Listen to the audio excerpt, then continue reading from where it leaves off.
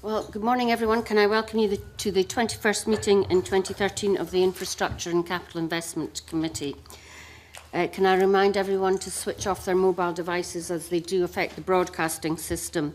However, some people will be looking at their iPads because we do provide papers on digital format.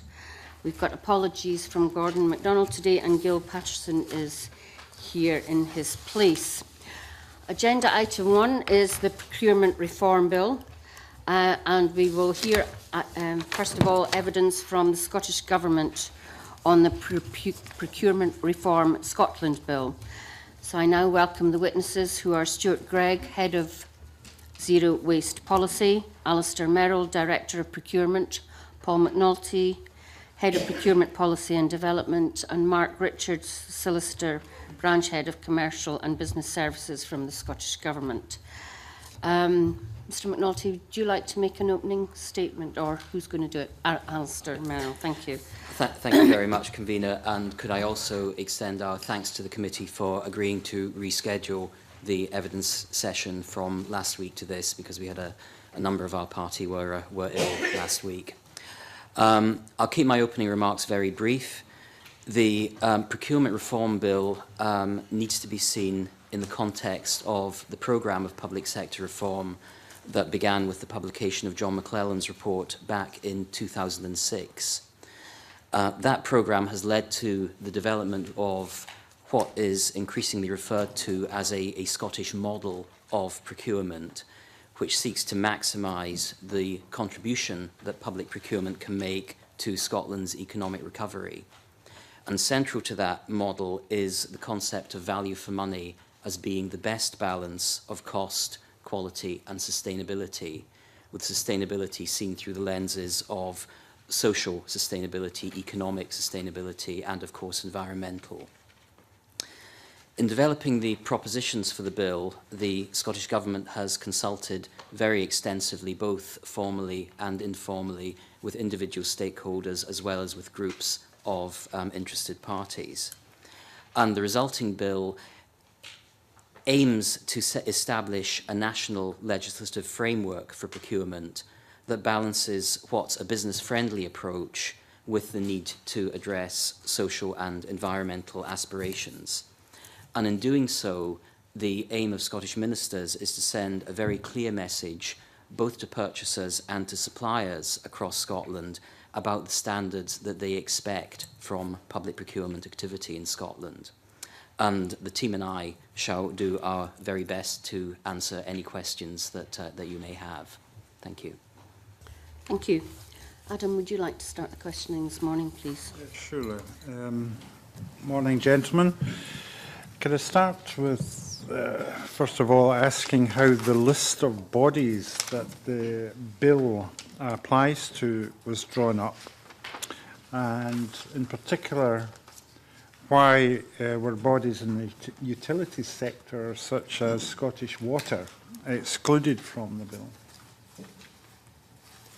Thank you. I'll turn to Paul McNulty in a moment, but in essence, the approach taken was to mirror the application of the 2012 Public Contracts Regulations, whilst limiting the application to Scottish public bodies. And the thinking behind that was that any other approach could risk creating confusion in the application of the bill, and could also cut across the separate European procurement legislation that applies to utilities companies.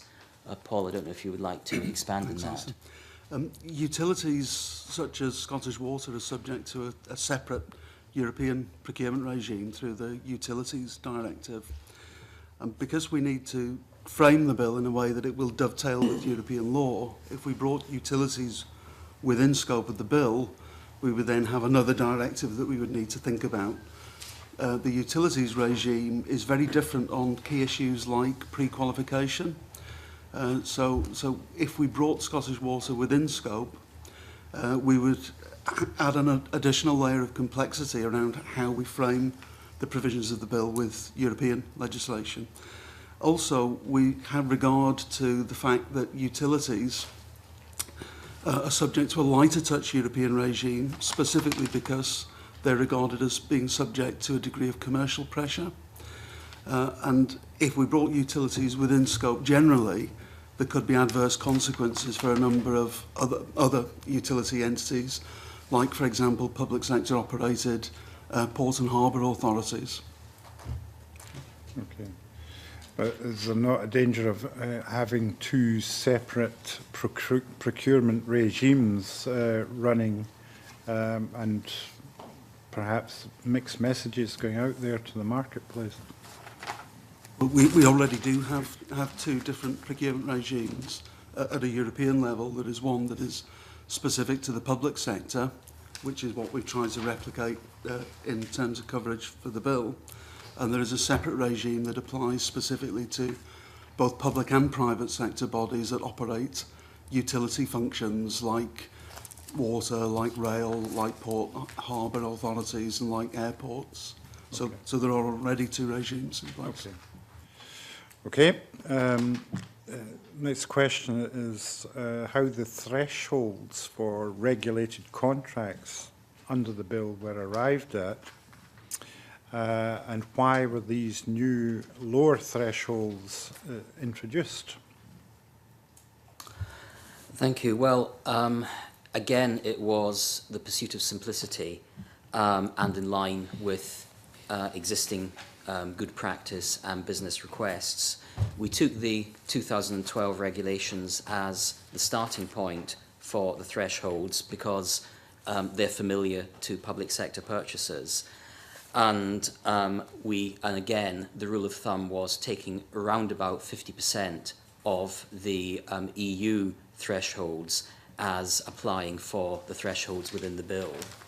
And again, we felt that having a round number like 50,000 would be easier to understand, easier to communicate than something that didn't end with a zero. And under the existing Public Procurement Reform programme, the Procurement Reform Board encourages all public bodies to use a full procurement process above the £50,000 threshold. So again, it's in line with that. On works and services, again, we took the roughly half the EU threshold as the starting point. Okay. And in terms of this rule of thumb of 50%, I mean, other jurisdictions use some different rules, and I noticed, say, in France, for example, the threshold is set low at something like 15,000 euros, as opposed to 50,000 that you're proposing. I mean, why? What is the rationale for that? Again, it's a balance of what is going to be business friendly whilst introducing the new requirements around the duty of sustainability. And 50,000 is the threshold we've used up till now. It is at the upper end of what happens across other European jurisdictions. Some countries like France and indeed the UK is proposing a lower threshold. But the bill does contain provisions to allow that threshold to be adjusted upwards or downwards in the light of experience. Paul, I don't know if you'd like to comment further. Thanks, Alistair. Yeah, I think it really reflects the fact that we were trying to strike an appropriate balance and make sure that we didn't impose unnecessary burdens on the public sector and business. And our discussions with business over the years suggest that around about 50% of the European threshold is the kind of type of level that they would like to see contracts advertised more widely. Okay. So what would the impact be on businesses of introducing these thresholds? What feedback have you had from business? We're hoping is that we'll get much greater visibility and transparency of contract opportunities in that kind of lower price bracket that is going to be of particular interest to SMEs. That once you get below the £50,000 mark, as you go lower, the cost of running a process starts to make it really kind of impractical to advertise. But we have also within the Public Contracts Scotland advertising portal, which is Scotland's national portal for contract opportunities. We do have a system of obtaining very simple quick quotes. It's called Quick Quote, It allows purchasers to simply invite companies, local companies if that's their preference, to simply submit an online secure quotation. So there is a degree of process that applies at the lower end of the spectrum for lower value contracts. Okay. Well, it's not entirely clear that your proposals were consulted upon with business. Could you perhaps take us through what consultation you did with stakeholders on setting the thresholds, and what kind of feedback did you get back from business?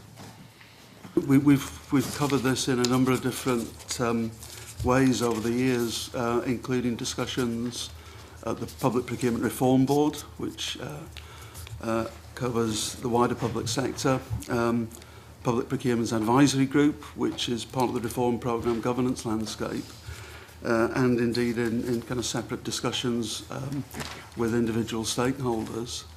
And the feedback we've tended to get is, you know, would generally be supportive of that 50% of the EU threshold approach.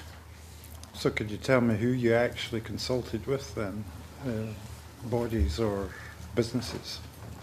I think in terms of, you know, this has been covered in a number of different ways. It might be best if we actually kind of review the papers and write to you, setting those. We can provide a more detailed note on you know, the exact detail of the consultation, but this has been the subject of considerable discussion with bodies like the Chamber of Commerce, Federation of Small Businesses, through the Public Procurement Advisory Group, as well as through a body called the Supplier Engagement Working Group, which is a partnership between public sector and business and third sector representatives to develop practical proposals for addressing the challenges that they're facing.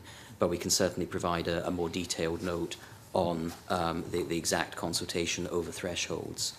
And I would simply add that if a body of evidence emerged that either a lower or a threshold or a higher threshold was appropriate, the bill will enable ministers to adjust that in the light of experience. Okay, that'd be helpful, thank you. Final question I have to ask is, how do regulated contracts under the bill, which are also above EU thresholds, interact with the European procurement process?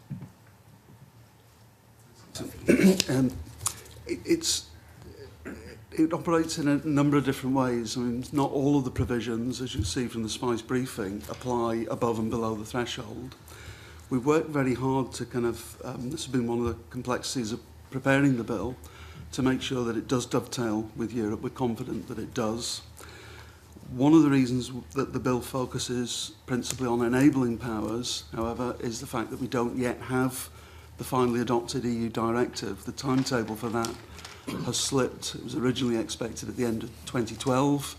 It is now not going to be adopted until January 2014 at the earliest.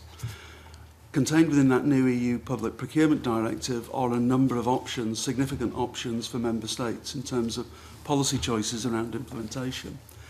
And a lot of the detail of what we intend to do through the bill will need to be framed and developed in the light of those policy options. So what we've got in the bill is the flexibility to adapt, both in terms of the final directive that we expect next year and in terms of ongoing developments in European law. So in terms of some of the social and economic development objectives of this bill, the intention would be that Scottish ministers would have powers or and the contracting authorities' duties to implement these kind of guidance, if you like, that Scottish ministers might put down. We expect the bill to give us the flexibility to adapt our approach in the light of any further flexibilities that Europe grants us. Yes. If I can just give an example of the way it does fit together, if you were to look at Section 8 of the bill, which is the general duties, there are general principles of EU law regarding equal treatment, transparency, non-discrimination and proportionality. Now, those are already reflected in the 2012 regulations, and they cover the EU regulated procurements. So one of the measures in the bill applies those same duties to the lower threshold measures. Now, that's a way that the two will fit together. But the sustainable procurement duty, there is no equivalent in relation to existing EU-regulated procurements. So the sustainable procurement duty will apply to all procurements above the bill threshold, including those that are currently subject to the EU regulation. Okay. So there's a synergy between the two, where what we're doing is in effect putting pieces of a jigsaw together where there is existing provision, and overlaying other provisions where there is no existing provision in EU law. Okay. Thank you very much for that. That's interesting.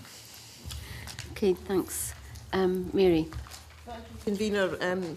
I wanted to ask a bit more about sustainable procurement, and we have already touched on it in your last answer. Why was the sustainable procurement duty included in the bill? And could you explain a bit more the changes that the provision will make to the current process? Thank you. Essentially, the sustainable procurement duty was introduced to send a signal to public sector purchasers that they need to think about what they want to achieve from the money that they're spending. And it's aiming to maximise the contribution that procurement can make to economic recovery by looking at the very beginning of the process at how the money can be used not just to buy goods at the cheapest price, but also to deliver the broadest benefits to the Scottish economy. Procurement is all too often characterised as a race to the bottom in price, and in the past that has too often been the case. Part of one of the main themes of the Procurement Reform programme since 2006 has been to try and look beyond that and look at how procurement can deliver value beyond cash savings. And Scotland is increasingly regarded as at the leading edge of developing that approach, and the sustainable procurement duty is intended to encourage public sector purchasers to take that view. Okay. So in practice, how will the sustainable procurement duty, how will it work? In practice, it will apply to contracts above the threshold, and it will require purchasers to consider the local, social, environmental and economic aspects of what they're buying, and look at the possibility of building that into the specifications for what they're buying.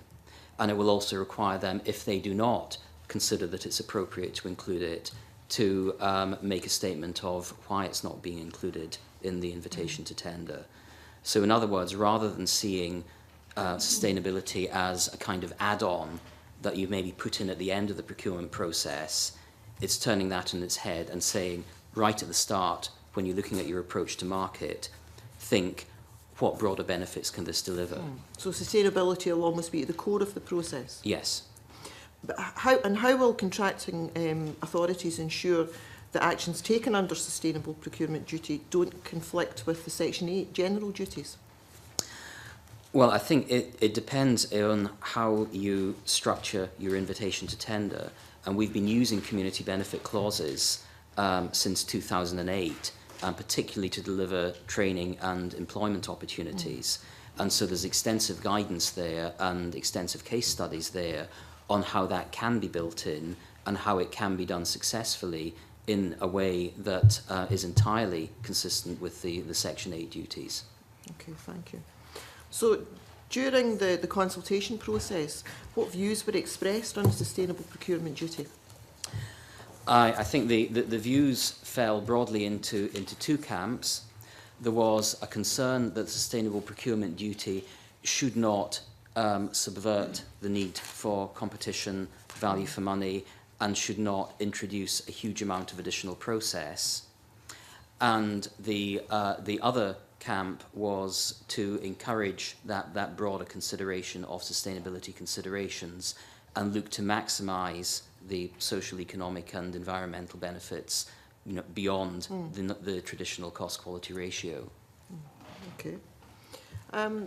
Could you explain to me a bit more about what the benefits will be of contracting authorities being obliged to produce a procurement strategy in an annual report?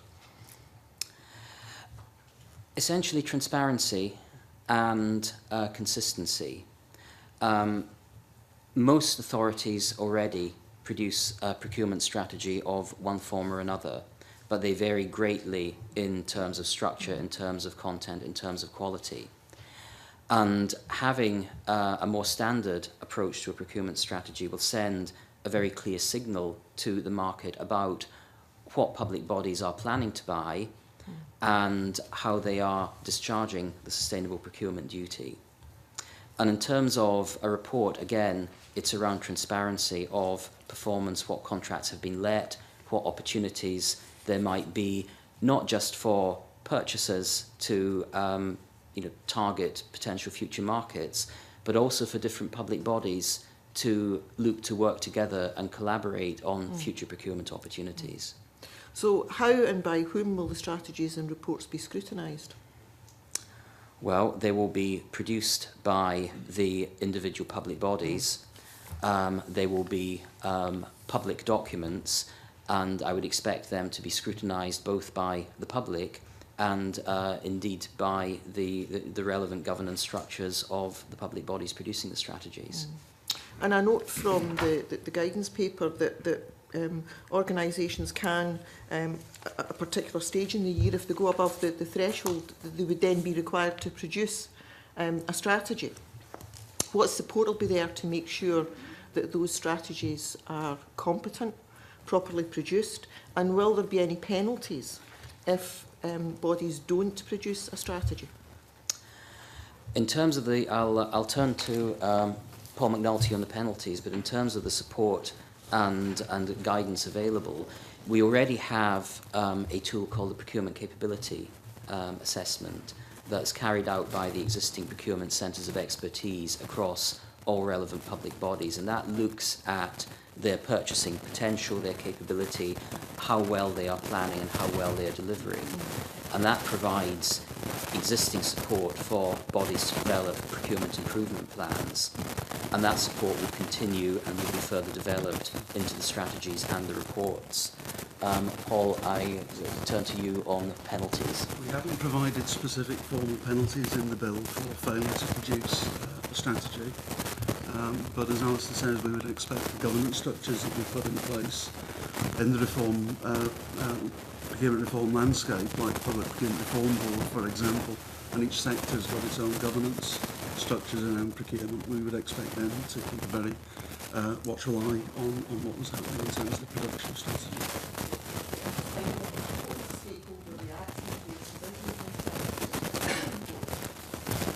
Sorry, I didn't quite catch that.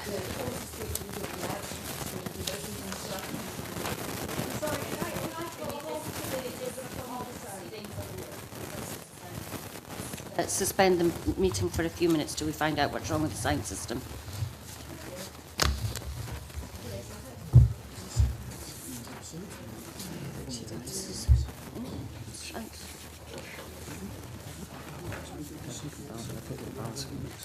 Yes.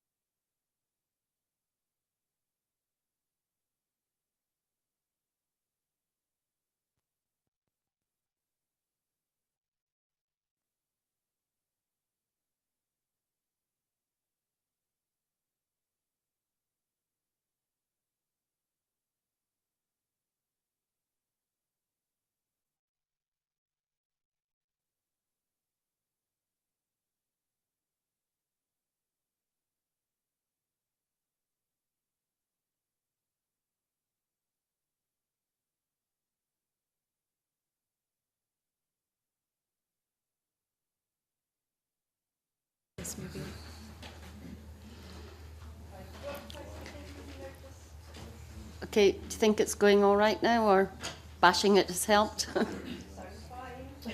Can you speak just on those mics as well? Yes, I think we're... Are we audible? Thank you. Okay.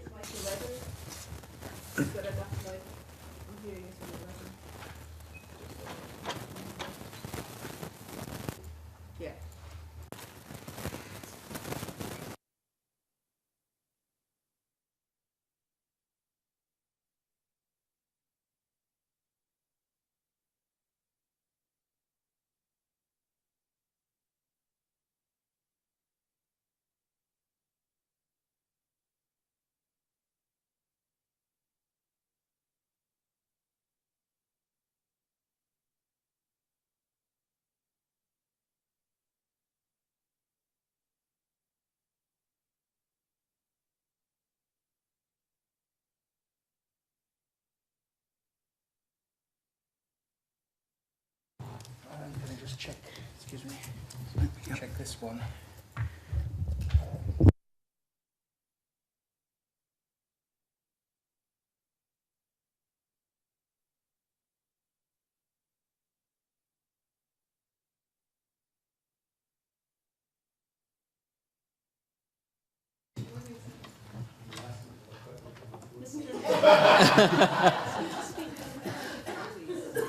Now, how long is this one going to last before I break it?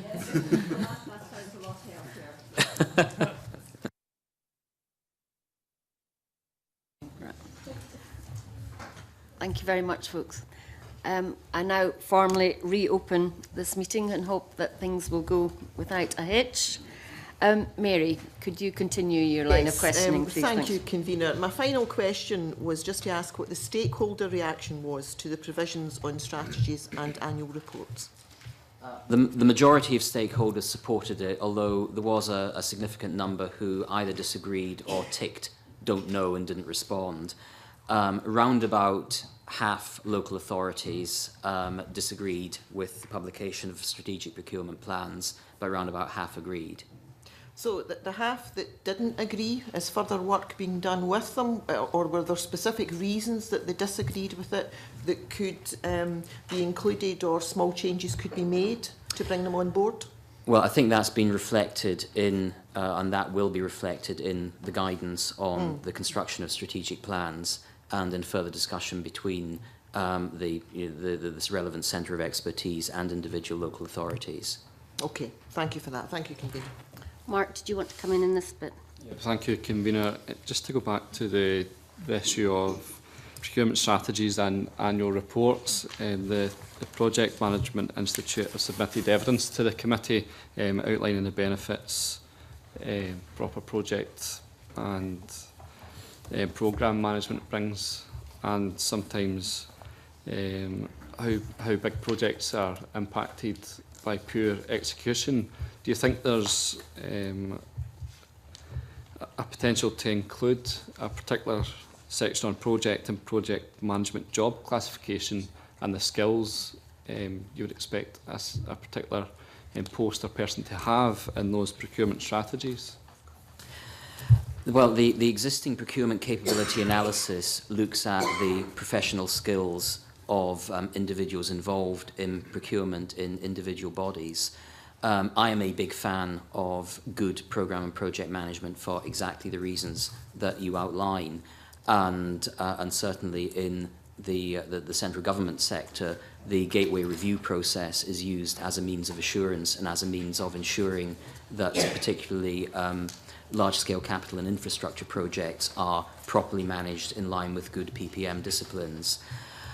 Whether it would be appropriate to include a specific reference around skills development on the face of the bill, I have my reservations about that. I think it's something that would be more appropriate in terms of skills development as part of the ongoing capability development work, rather than introducing a specific legislative requirement. I think that's a very interesting point. It's been brought to my attention that there is, where do you go to learn good procurement practice? I think there's one place in the country, I think, is it Birmingham University, do a postgraduate course or something like that, but how do you learn good procurement? Well, there's a Chartered Institute for Purchasing and Supply that is the senior professional body for procurement professionals, and it runs a formal membership and accreditation scheme, and that's taught at a range of centres throughout the UK, including, I think, correct me if I'm wrong, Paul, with the City of Glasgow College within Scotland, as well as through distance learning. And one of the key performance indicators that the procurement capability assessment looks at is the number of professionally qualified people through the Chartered Institute that individual purchasing bodies have. There's a range of levels of qualification. The standard one is the membership, which is broadly speaking the equivalent to being a sort of chartered accountant or a chartered financier. And then there are levels below that are on the road towards that. But professional development is something that we take very, very seriously. And do you think that's something that we would encourage bodies to put in their annual report? Very much so, yes. Yes. Okay. If we move now on to part 3, specific duties, Alex. Thank you very much, Convener. Can I begin by asking, what are the implications for public bodies of the requirement to publish all contracts on Public Contracts Scotland? I think it will create greater transparency. It will create greater consistency of process and therefore simpler and streamlined process. And I think it will deliver greater value. Public Contracts Scotland already exists. The Procurement-Reform Board has, since 2008, encouraged all public bodies to publish all contracts above 50,000 on the Public Contracts Scotland portal. And including that as a duty under the bill will create that greater degree of transparency and a greater degree of consistency. So how will each aspect of the community benefit requirements work in practice? And given that, as you said, there's been guidance in place since 2008, will it actually change much? As I said in my opening remarks, a lot of this is about sending a very clear message of the standards that we expect public bodies to follow. there are examples of excellence already out there where public bodies are taking very intelligent, innovative approaches to building community benefits right at the start of their procurement process. But the landscape isn't consistent, and the feedback that we continuously get, both from third sector organisations and indeed from suppliers, is that there is inconsistency. The aim is to encourage all public bodies to look at the examples set by the best, and for all public bodies to raise their game in that respect. We spoke earlier about thresholds, and I wondered if you could tell me how the community benefit threshold of £4 million was arrived at. I'll turn to Paul for that one. We obviously had some experience about kind of what works, what kind of scale of project that community benefit clauses typically are appropriate for. There's nothing to say that you can't consider them at a lower value, but in terms of pitching this at a level that wouldn't impose unnecessary burdens on the public sector, we thought probably around about the European works threshold would be the right level to pitch this. Again, to make it simple, the European thresholds go down to kind of pounds, shillings and pence, because they're converted from rounded euro numbers into pounds sterling. So fundamentally it was the European works contracts threshold rounded to the nearest million. It was just over 4 million. Yeah. What issues will be included in the regulations and guidance under exclusion of bidders provisions? We specifically wanted to include this provision to help us tackle standards of behaviour by suppliers. In the 2012 regulations and European directives, there are a range of grounds under which a purchaser can exclude a bidder. Some of those relate to criminal offences, others relate to kind of other types of offence. But there is also a provision in there around grave professional misconduct that says that if you are a company that has committed an act of grave professional misconduct in the course of your business, you can be excluded from competition. So we see this potentially as a means of tackling a range of behaviours, not least of which would include the very hot topic of blacklisting in the construction sector. So it would be our intention to define through those regulations the grounds on which public purchasers can exclude companies that don't actually meet the standards of business ethics and behaviour that the public has a right to expect of them. Yeah, the final thing I wanted to ask was related to something you just mentioned there, and a note in the policy memorandum. It states quite clearly that as a result of recent events, such as the practice of blacklisting and the inappropriate use of zero-hours contracts, will be considered in this. Can you tell me specifically how the bill and the associated guidance will address these issues? Yeah. We've been giving a lot of thought to how we can tackle some of these issues through the procurement process. We're clear, having consulted the European Commission, that it's not open to us to kind of impose additional requirements in employment terms that go beyond the kind of national legislative framework. So in other words, the living wage, for example, we're clear, having consulted the Commission, that we can't specifically tackle that in the bill. What we do think we can do is produce guidelines on how public bodies select bidders. Those guidelines we would expect to cover how a purchaser addresses workforce matters. For example, for the types of service contract where the way that an employer treats its workforce has got a direct relevance to the type of quality of service it will provide, we think purchasers can and should take account of workforce matters. Now, we don't think they can home in on individual factors, because a company that uses 0 hours in a way that isn't inappropriate might actually still be a good employer. We have to look at this in the round, but we intend to use this to make sure that where it's appropriate, and particularly for the sorts of service contracts where quite often you do have very low wage rates, that purchasers take account of these factors when deciding who to select to bid and who to award contracts to. Thank you. Gil? On that point, when it comes to, I can understand the extent of control with regards to the original contract. Can that also be implemented when it comes to subcontracting, which is very, very common in the construction industry? It obviously gets a lot more complex as you work down the kind of supply chain, particularly in areas like construction where supply chains can be very complex and very long.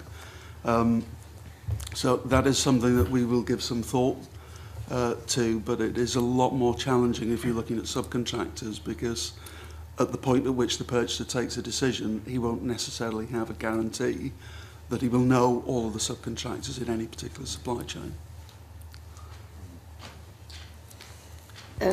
Specifically under specific duties and Section 29 withholding information, I just wonder whether that needs to be in there because it's covered by freedom of information, or whether the wording should be changed to align more specifically with the wording in the FOI Act. Just something that you might want to look at in terms. Okay. If we move on now to Part 4, remedies, can I ask what was the reason for introducing a remedies regime purely for those contracts between the bill thresholds and EU thresholds? As Mark described earlier when explaining the interaction between the European legislation and provisions in the bill, we already have a remedies regime for above threshold contracts. We wanted in the bill to introduce a remedies regime that meant that there was some incentive to comply, and that there were some rights of redress for businesses who felt they'd been disadvantaged in a procurement process through failure to comply with the provisions of the bill. We also needed to make sure that we didn't create unnecessary risks and burdens. So what we did was basically took the existing remedies regime from the 2012 regulations and adapted that to make it a lighter touch regime for these lower value contracts that will be affected by the bill. So for example, if you were conducting a procurement under the European legislation, you have to give bidders a 10-day standstill period to allow them to raise a challenge against you if they're unhappy with your decision. We haven't replicated that in the bill. Likewise, if there are significant serious offences under the European legislation, then a court has the power to, even if a contract has been signed, a court can rule that that contract should be regarded as ineffective, and we haven't transposed that provision into the bill either. So the intent was to try and create a regime that would give businesses some rights of redress if they feel they're being disadvantaged, but was substantially lighter touch than the European regime. And if someone was going to bring proceedings under Section 32, is the period of 30 days, to many that would be seen as too short, and the problem is, or the likelihood is, that people will put in a challenge because they only have 30 days. Is it possible to extend that to, say, 60 days, or would that breach EU legislation? The problem is that people put in a challenge and maybe then find out when they've done all the legal stuff that a challenge isn't really necessary, but if they were given a longer time at the start, there may be fewer challenges. The 30 days pretty much replicates what's in the European legislation, and you're right, from time to time you do see challenges come in because companies frightened that the time period will expire, but that is the period that is currently in the European legislation. You could plump for a different period if that was felt appropriate, but we thought the simplest approach was simply to replicate what was in the existing European framework.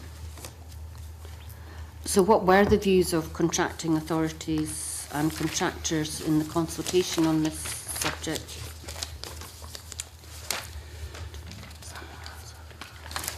I think it's fair to say that it was mixed. I think there was kind of majority support for remedies, and some respondents wanted us to go further. But I think for a lot of provisions within the bill, you've got kind of very different kind of interest groups, very different interests at play here. So a lot of kind of business representatives actually probably felt we weren't going far enough, and asked us, for example, to consider whether we should create a procurement ombudsman in Scotland. Many public sector and professional body respondents obviously were kind of less enthusiastic about the remedies regime that would create a new degree of risk of challenge on procurement issues. Okay, thank you. Jim. Thank you, Convener, and good morning. I have a question on procurement of recyclable and reusable materials, and then, if I may, Convener, I'd like to ask a question about small business.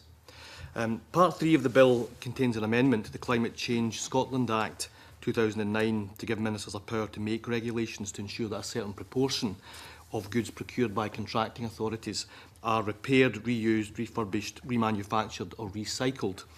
Can you explain, please, what the rationale for this change is in terms of driving sustainability and economic growth? And also, can you clarify when the government intends to lay the regulations?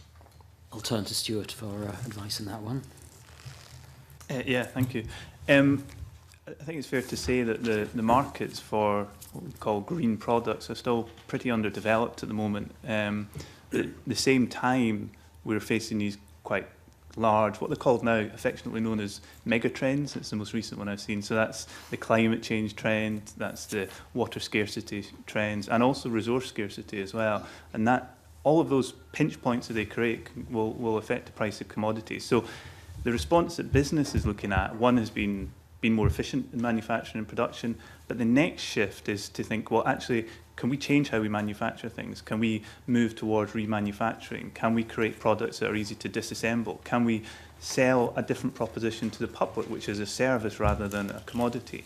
And we're working closely with companies, both in the UK and some international companies, to look at the direction they want to take here. And the signal that we've had on this is that to get to the point where you can get that innovation in product design, that innovation in manufacturing, there needs to be a strong signal in the marketplace that gives those corporations investor confidence, and also gives them the confidence to take that leap of innovation that's needed as well. So that's the rationale behind this. It's about trying to stimulate a set of market conditions which will really re-energise innovation around this concept of remanufacturing, product disassembly, designing for durability. And that's what I would say the rationale is. Okay, that's the rationale, and that's helpful. You've identified that there's a business opportunity here and a market for these types of products. Have you identified the companies in Scotland that can deliver?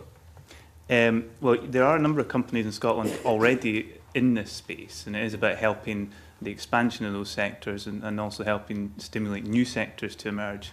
If you look at there was a very recent report, the Foresight report came out just last week, which is an excellent report on the future of manufacturing right across the UK, and it talks a lot about these issues, about how there's going to need to be an emergence of real hubs around remanufacturing, much more integration between different manufacturers and retailers in how products and things move to market. So that will be the trajectory. And we have some great examples in Scotland already. We've got HP in Bishopton. They have the largest computer refurbishment facility, I think, in Europe at the moment, and they're, as I understand, looking at their sort of next direction for that plant. We have Mackie Motors, which do gearboxes, and that's all about refurbished products. So there's a number of these things there already. So we want to stimulate more of that kind of innovation. Okay, you want to stimulate more of that type of innovation, but what specifically will this bill do to stimulate growth within this sector? So what we're looking to do is, well, at the moment we're doing the market analysis. We're talking to these companies, we're gathering the evidence to say, these are the sorts of things the public sector buy at the moment. These are the companies that are in the marketplace providing that, whether it's in Scotland, whether it's international. Could we move towards, let's just take an example of, I say, uniforms, right? We're purchasing lots of uniforms across the public sector. These are all manufactured from scratch. Now, there's great textiles industry in Scotland. Is there an opportunity in the future to move towards helping to stimulate uniforms that are either remanufactured from old materials or from recycled content or so forth? How long would it take for some of these companies to move, to innovate, to be able to do that? And that's the kind of a market analysis we're beginning to do. And it'll be the same with IT equipment. There's already refurbished IT equipment available. Could we set in place a timeline which would allow sort of the first level of innovation, which is refurbished products? Next level is actually design for better reuse of some of these products. So it's all that intelligence just now that we're gathering to help us shape what a set of regulations would look like.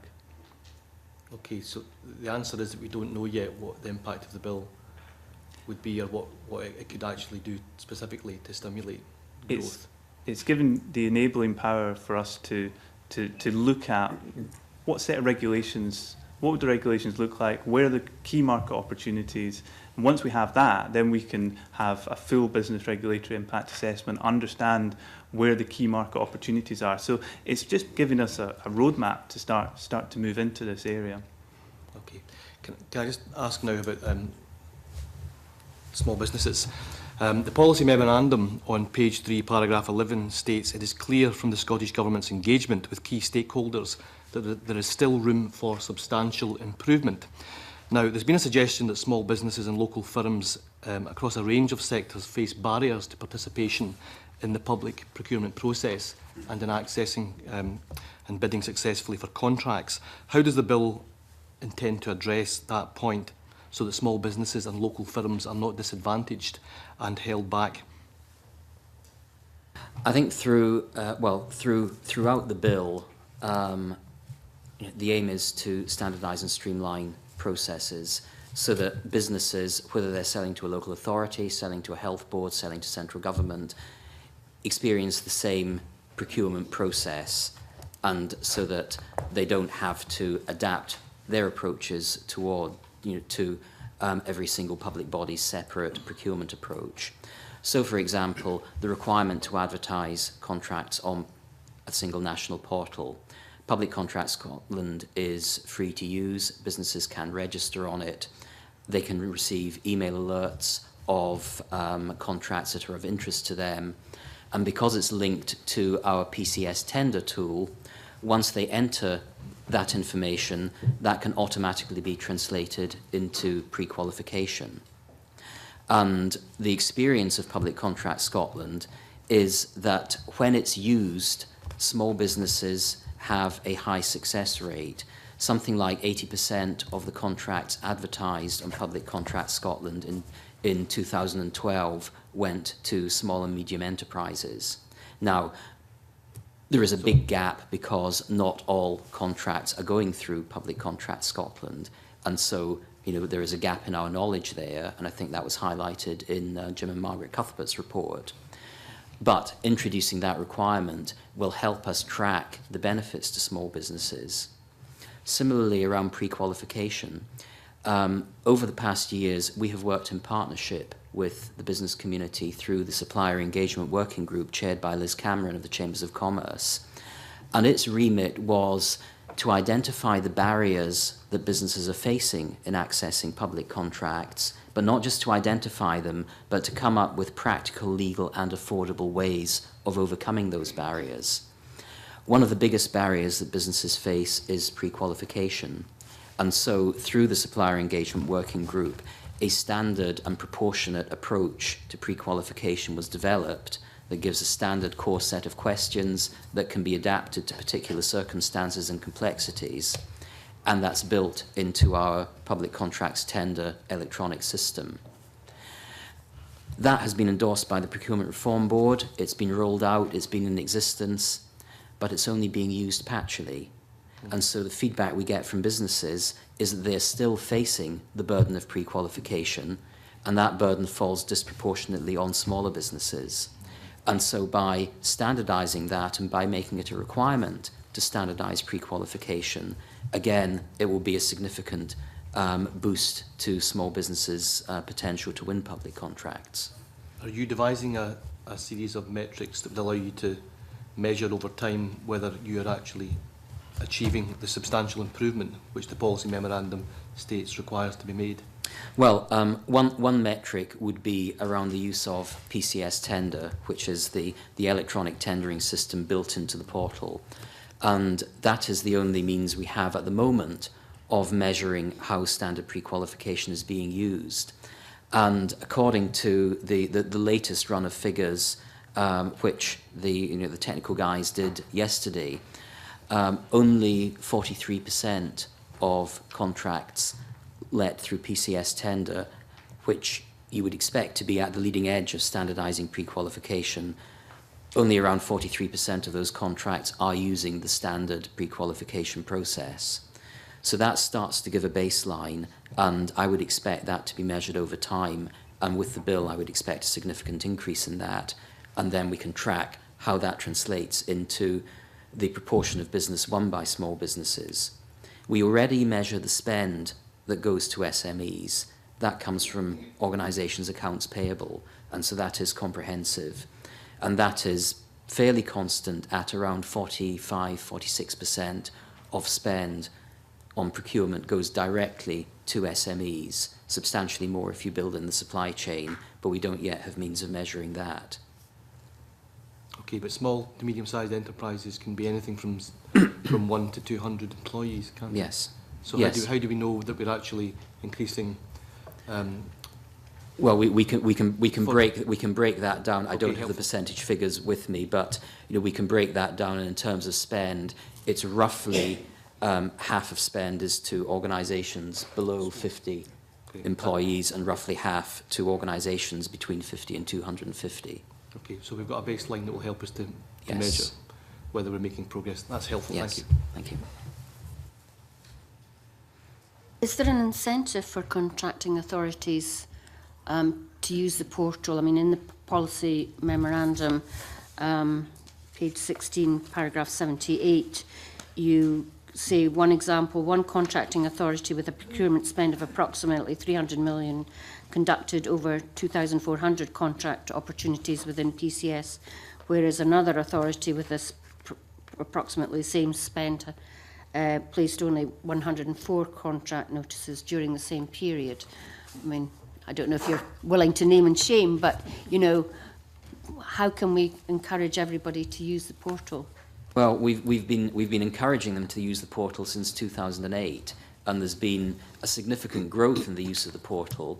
The incentives for public bodies to use the portal are that it's free. It saves them money because they don't then have to go down the route of advertising it themselves, either electronically or through paper adverts. It links in to standard processes that have been centrally developed in consultation with all the sectors, aimed at being the best in class and the simplest in class, so they don't have to reinvent processes. And it means that they can then use their procurement expertise to focus on the things that really matter for that particular public body, rather than having to do all the, if you like, the drudge work of the basic procurement processes. By using Public Contract Scotland and the tools embedded within that, that's already done for them. So there ought to be considerable incentives for them to use it. Isn't there also more openness and transparency in the whole system if the portal is used? Very much so, yes. It will create greater transparency. It will also mean that in terms of their public reporting, their contracts register can be drawn directly from Public Contract Scotland. And so that will mean that the requirement for them to publish a contracts register is done automatically. Okay, thank you. Mary, you wanted to ask some questions about the living wage. Yes, thank you, Convener. The living wage was included as part of the consultation, and many of the responses received from that consultation agreed that paying the living wage and including it in the procurement process would be a good way, and a good way of assuring that was done. At the start of the consultation, was there an awareness that including the living wage would not be compatible with the EU directives? And if you were aware of that, why was it included? Well, yes, there was an awareness. Commissioner Barnier sent a letter in 2012 that confirmed that a living wage set at a higher level than the UK's minimum wage would be unlikely to meet the requirements of EU legislation. The annex in the consultation was included because of the very strong interest in living wage issues within Scotland, and because of the government's policy of actively promoting and encouraging employers to pay the living wage. And we felt it was appropriate to seek views from respondents, which helped inform the consideration that Paul McNulty referred to earlier about how can we tackle these issues in a legal way through the Procurement Reform Bill, and that led to the development of the proposals around workforce issues. So did that lead to the things that are in the bill around guidance? Was that the reasoning for doing it? That certainly informed the thinking around guidance. So what are the government's proposals on encouraging contractors to pay the living wage? Because including guidance in something does not mean that a contractor is going to comply. Well, this goes beyond simply procurement, and again, it's about sending a message around standards. The guidance allows workforce issues to be taken into account in the formal procurement process as part of the terms of letting a contract. But beyond that, the government has a much broader approach to encourage contractors to pay the living wage. All Scottish Government employees are paid the living wage at least, and the government has made numerous statements around that and around its commitment to promoting that. So will contractors be encouraged actively to pay the living wage, and will they be disadvantaged, is perhaps the wrong word, through the procurement process by not getting contracts if they don't pay a living wage? Well, I'll comment on the first point and I'll turn to Paul on the second point. Yes, we encourage contractors, as we encourage all businesses in Scotland, to pay the living wage, because we see that as a very strong message around the importance of workforce issues. In terms of the technical aspects of how it would work within the context of the Procurement Reform Bill, I'll turn to Paul. Yeah. I mean, the guidance that we envisage would effectively advise purchasers that where a company's approach to its workforce, to how it engages with its workforce, how it motivates them, how it recruits them, is relevant to the quality of service that the company is likely to provide. Is obviously more likely to be relevant in the case of service contracts. That actually this should be taken into consideration both at the selection stage of a procurement process and at the contract award stage. So there would be a very real incentive for a company to be able to demonstrate that it has in fact got a very good and enlightened approach to how it manages its workforce. Okay, thank you. Thank you, Convener. Mark, did you want to come in this? No? No, okay. Gil, yeah. When it comes to procurement, it's a different part of the legislation in terms of wages and salaries. It would be another act of Parliament, would it not, to effectively bring in a living wage, and this Parliament has no powers to do that. Is that not correct? So you can't actually effectively control these measures through procurement. You might be able to say nice words and give an indication how people in business should behave, but we don't have the powers to do this under this legislation, do we? That's my understanding, yes, because the Commissioner Barnier's letter was very, very clear on that. He said a living wage set at the higher level than the UK's minimum wage, in other words, the minimum wage that's set out in statute, is unlikely to meet the requirements under European law.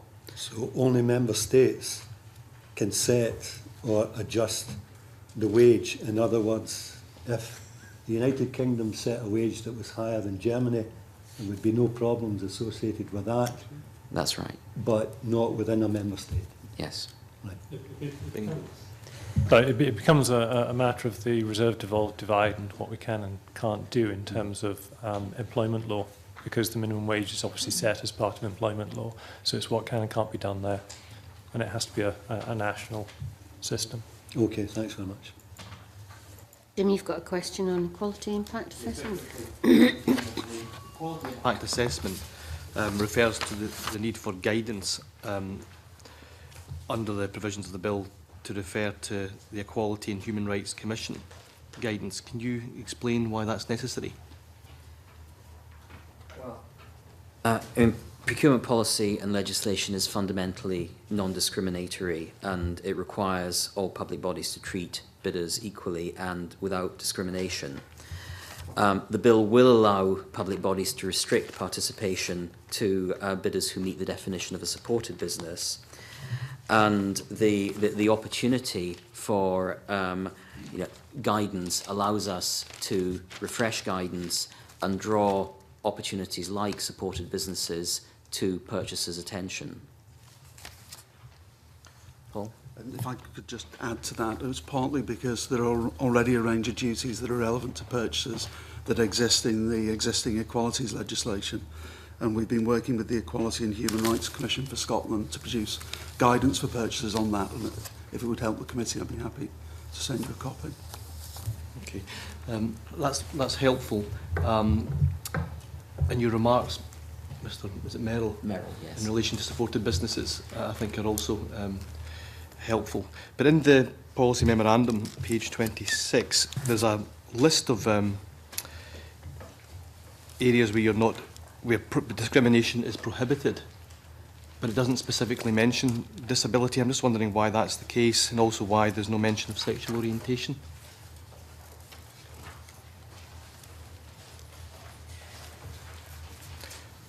In relation to the prohibition of discrimination where a person is entitled not to be treated differently because of their sex, race, colour, language, religion, politics, opinions, nationality, social status, association with minorities, property, birth or other status. So the other status could encompass disability and sexual orientation, but I'm just wondering why there's no specific mention there.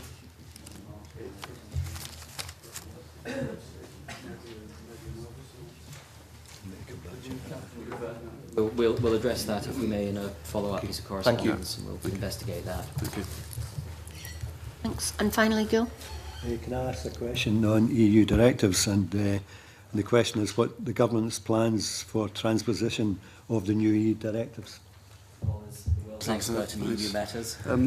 We are going to have Scottish implementing regulations. As I mentioned earlier, the new directive is not yet adopted.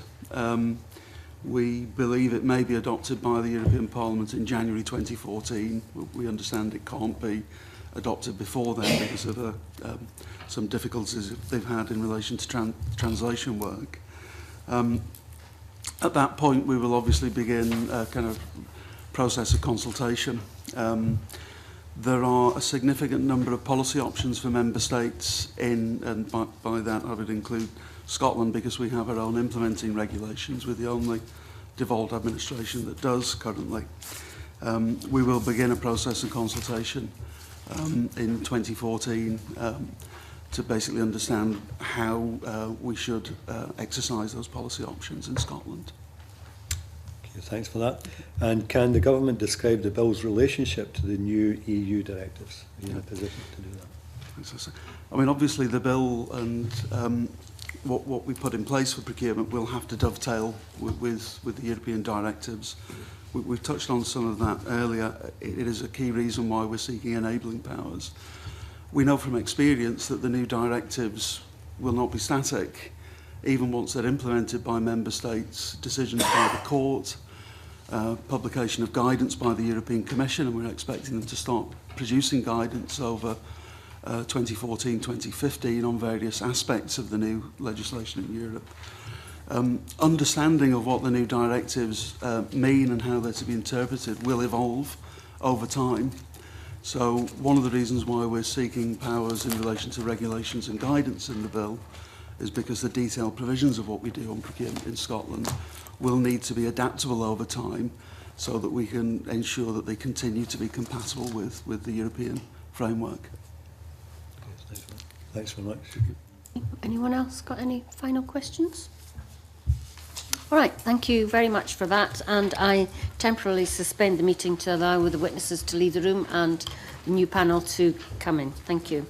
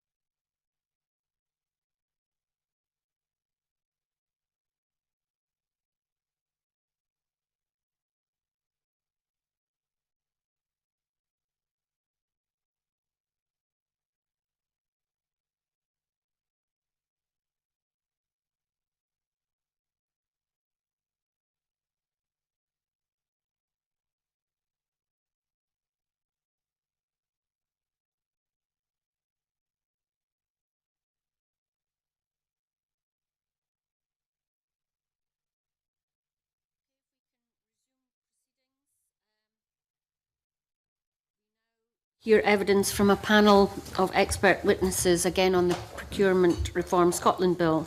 So I welcome Dr Jim and Margaret Cuthbert, Duncan Osler, who's a partner at McRoberts LLP, and Krista Ricci, Commercial Director, and Barry White, Chief Executive, both of the Scottish Futures Trust. Alex, would you like to start the questioning in this session, please? Thank you very much, Convener. I will start with some very general questions and let you say what you like in response. The policy memorandum states that the bill aims to establish, and I will quote, a national legislative framework for public procurement that supports Scotland's economic growth by delivering social and environmental benefits, supporting innovation and promoting public procurement processes and systems. What are your views on how the bill achieves these objectives? If I could start, I think that the bill, the intentions are good, but particularly sustainable procurement duty is defined in such nebulous terms that in itself it's unlikely to achieve much. I would think that to make significant progress, there would be two requirements, which may not fall strictly within the scope of the bill, but nevertheless are important. One would be that there would be a fundamental change in attitudes on the part of those organising procurement. And secondly, that there would need to be some change in structures and probably the provision of extra resources. Let me explain briefly what I mean. As regards attitudes, a bit of negative evidence was the reaction in the quick evidence review that Dr. Leacock produced to the points that we'd made in our Jimmy Reid Foundation report. And we felt, and we sent a note around the committee, that the way in which what we thought the serious and evidence-based points we had made were dismissed on inaccurate and misguided grounds indicated that attitudes had not really changed as we saw it in the Procurement Directive. Secondly, as regards structures and resources, one of the things that the bill tries to do is to encourage the use of procurement spend to drive forward innovation, and that's very praiseworthy. But it is now fairly well known, it was confirmed by some work that we did for Scottish Enterprise, that to do that, there are a number of requirements. One is that resources need to be put in place.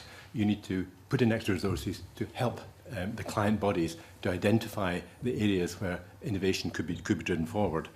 And secondly, structure is important because it's important that the client body gets close to the firm that was hopefully coming up with the innovative solution to a public requirement. And in those circumstances, central purchasing bodies can play a sort of blocking role in the middle. So unless you are, I'm not saying do away with central purchasing bodies, but one needs to think about structural points like that before one is going to be successful in driving forward innovation. And then I think the other point I would make about the bill is it's the provisions are fairly general, and I was surprised at the limited extent to which specific things were done in the bill which could be done. For example, one of the problems, in fact the major barrier to the identified major barrier to engaging to small to medium enterprises in public procurement is size of contract. There could have been a specific legal requirement laid in the bill to split down contracts, as is done in a number of other European countries. That was not done. There's an ambiguity in the bill about the duties to be laid upon central purchasing bodies. In the list of bodies in the annex at the end of the bill, they are not included as bodies covered by the bill. I'm not clear whether they will have a duty to produce an annual procurement strategy. But there would be clearly a big advantage if a duty was laid upon central purchasing bodies to do that, and to consult with their client bodies as to the extent to which they could act as a bridge on the requirement for innovation between the client bodies and the supplying firms. But I've probably said enough. These are my initial comments. If I could also answer to it, if you please. Thank you, first of all, for having us this morning. It was very good of you.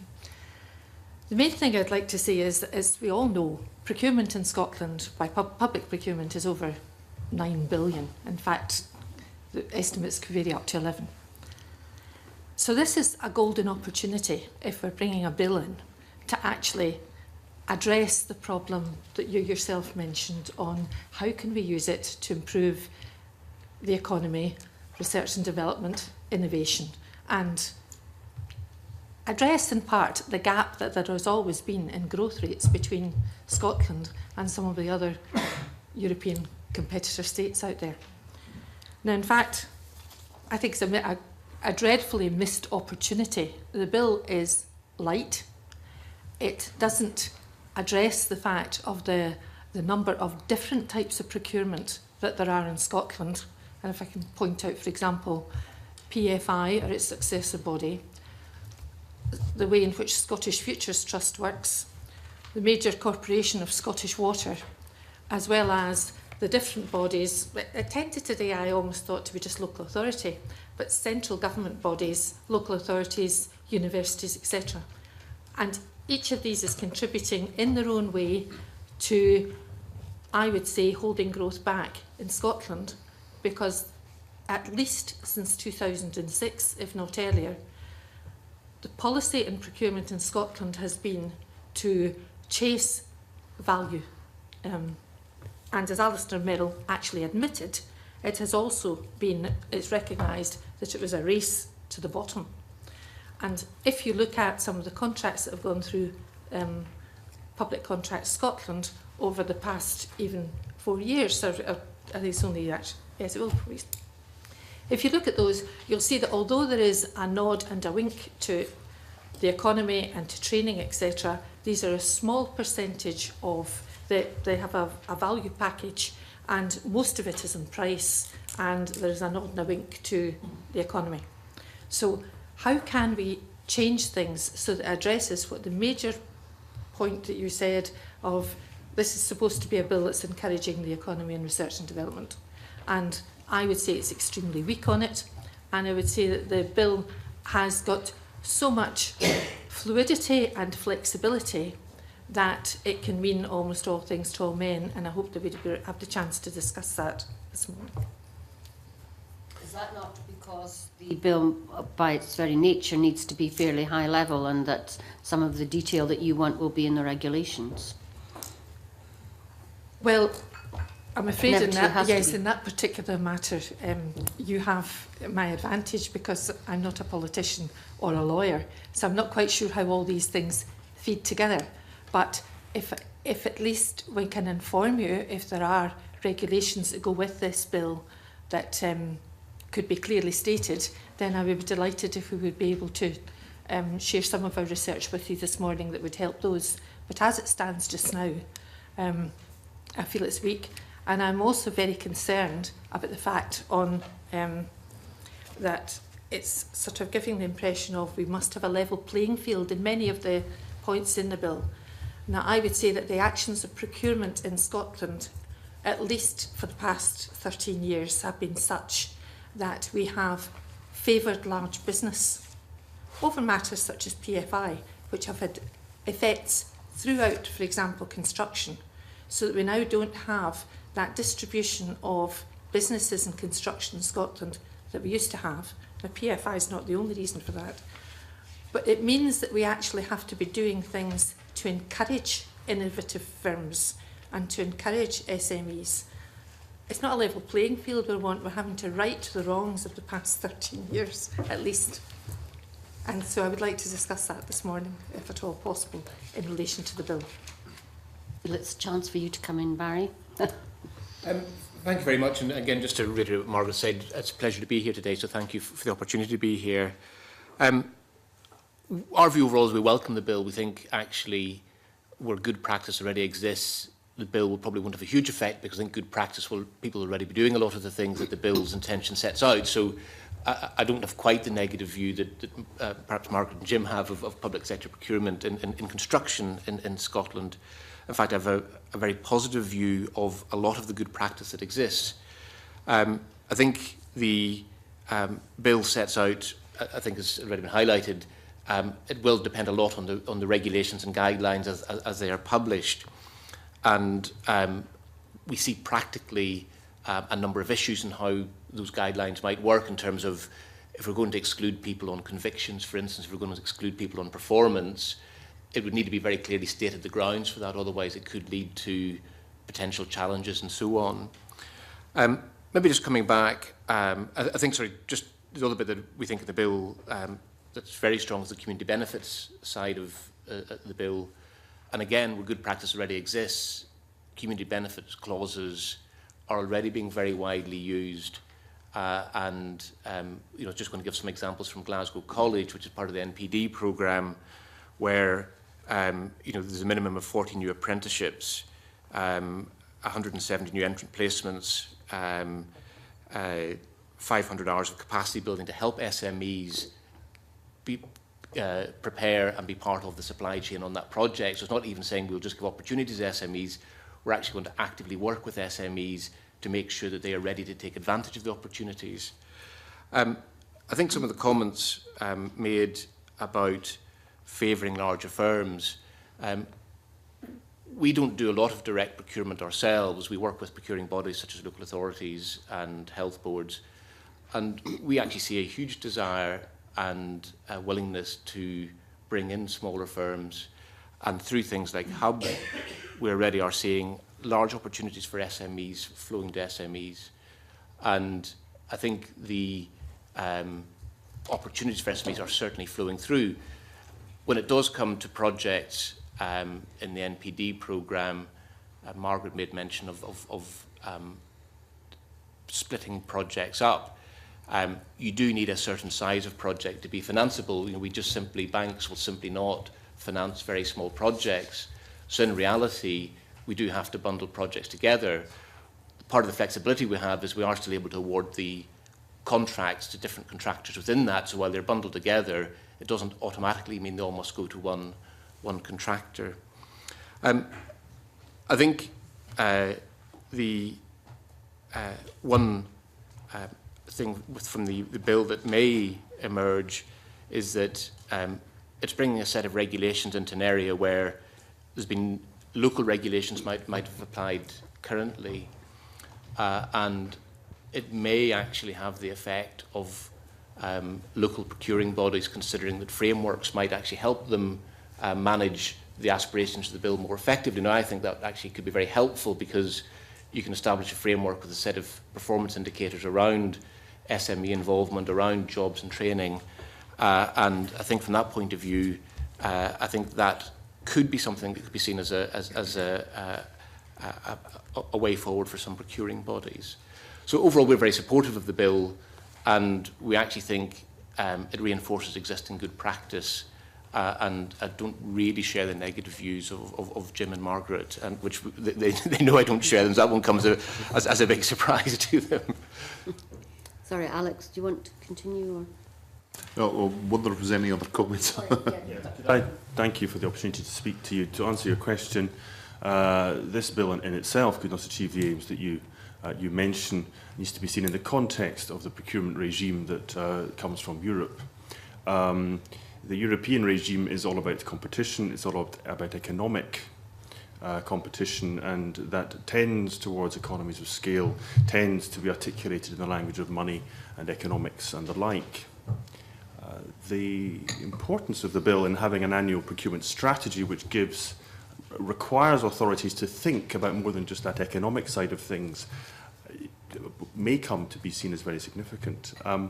If you remember that although legislation rightly thinks about the public, about the pound, the public purse, accountability and protection of assets and the like, the whole purpose of public service activity tends to be towards social aims and social support and economic and other sustainable matters. And then if our annual procurement strategy explained that, the procurement decisions which are going to be made will inform that overall social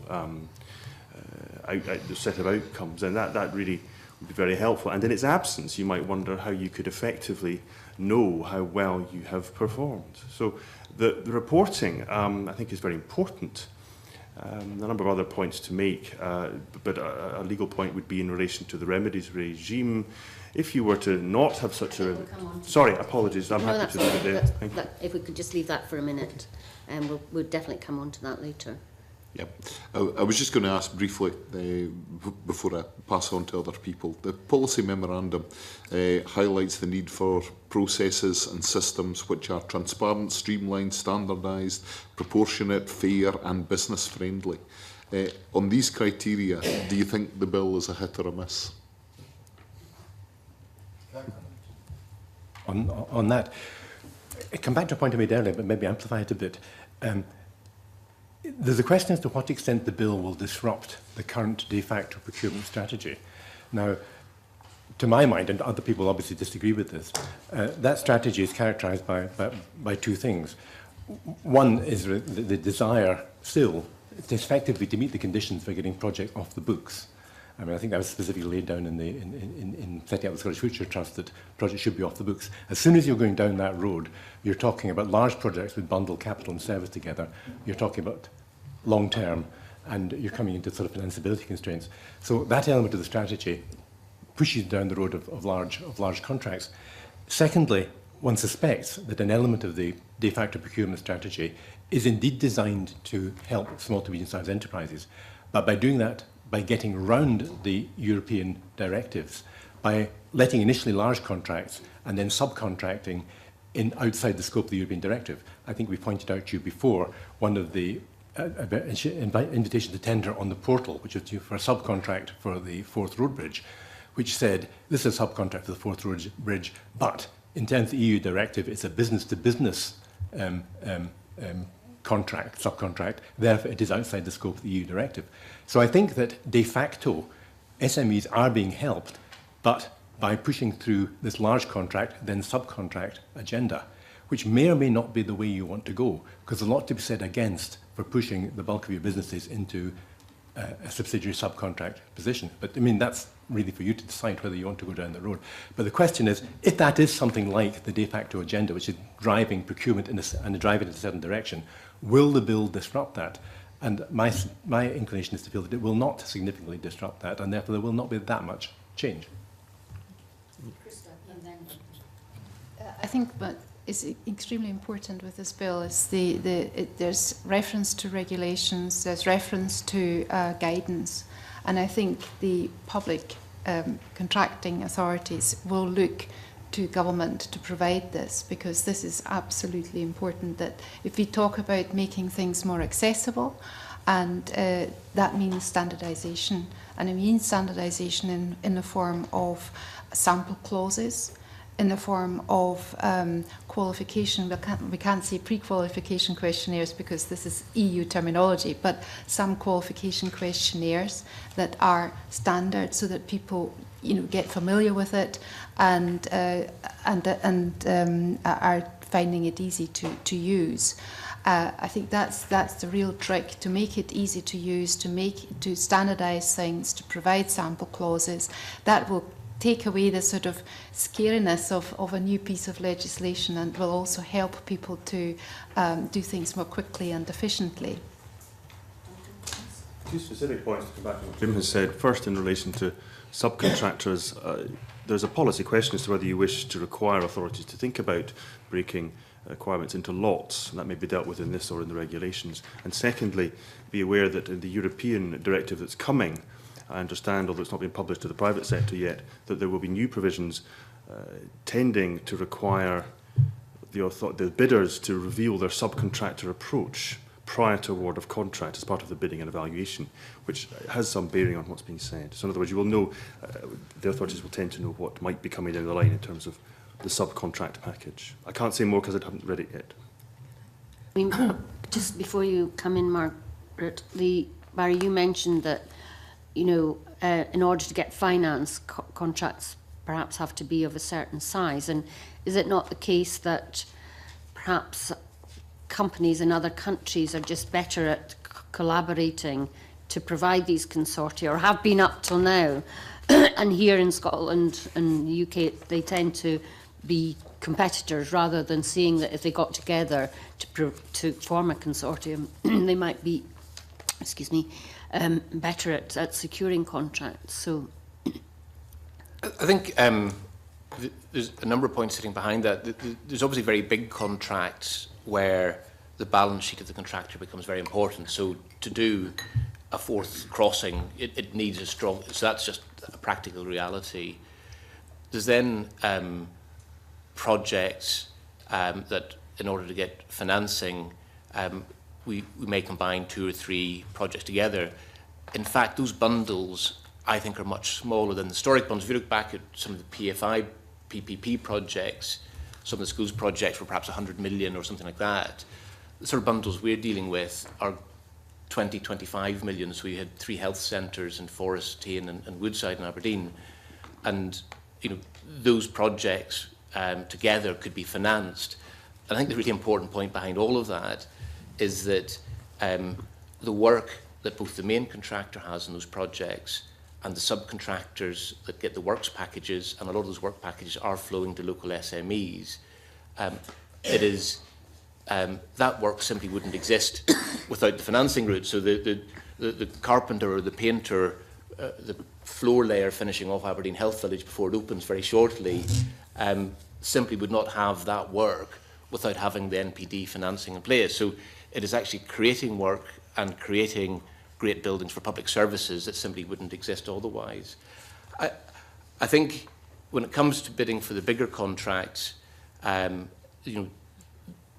almost across Europe, and I've worked for European contractors, larger contractors will move across Europe for the very big contracts, and that's just a reality. Now, actually, we would encourage UK contractors to get together and bid for contracts, but what we can't do is dictate that in any way. Just so it's great when it happens, but you can't make it happen. Is the reality.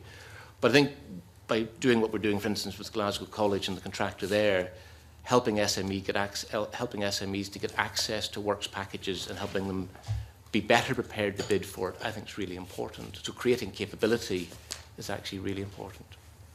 Margaret. Thank you.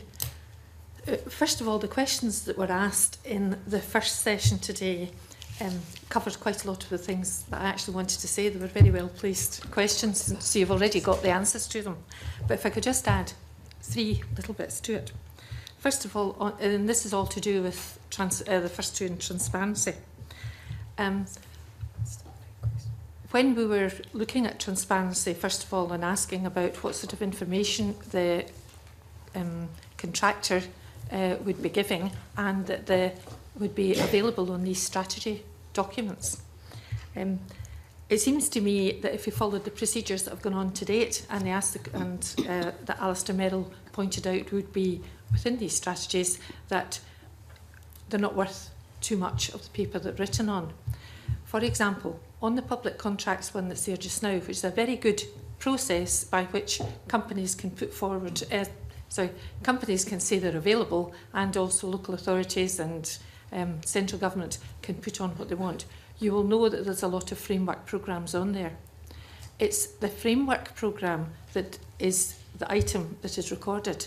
So if indeed there's a framework for the supply of books and 5 companies are chosen as being the ones that are going to be supplying the books for the next 5 years, you don't actually know which of these 5 companies will really be used. It might only be one of them, and it's not recorded on that database. Secondly, there are some contracts that go outside Scotland to framework programmes that are run in the southeast of England, and our local authorities, etc., use them. We know nothing about those contracts. They're not on that database.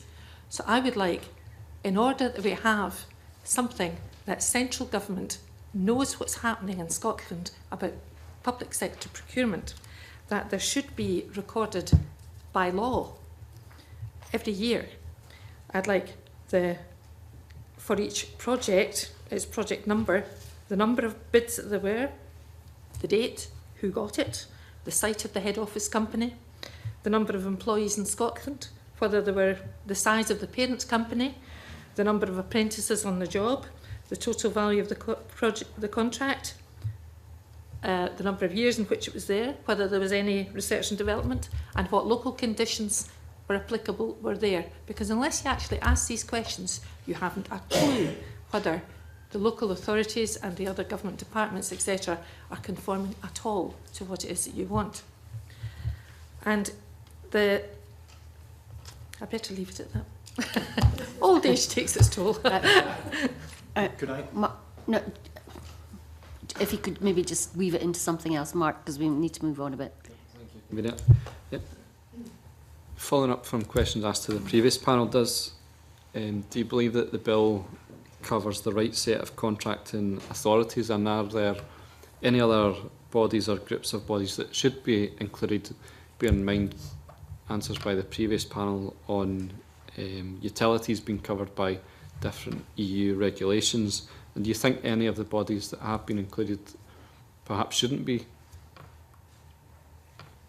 Could I start on that one?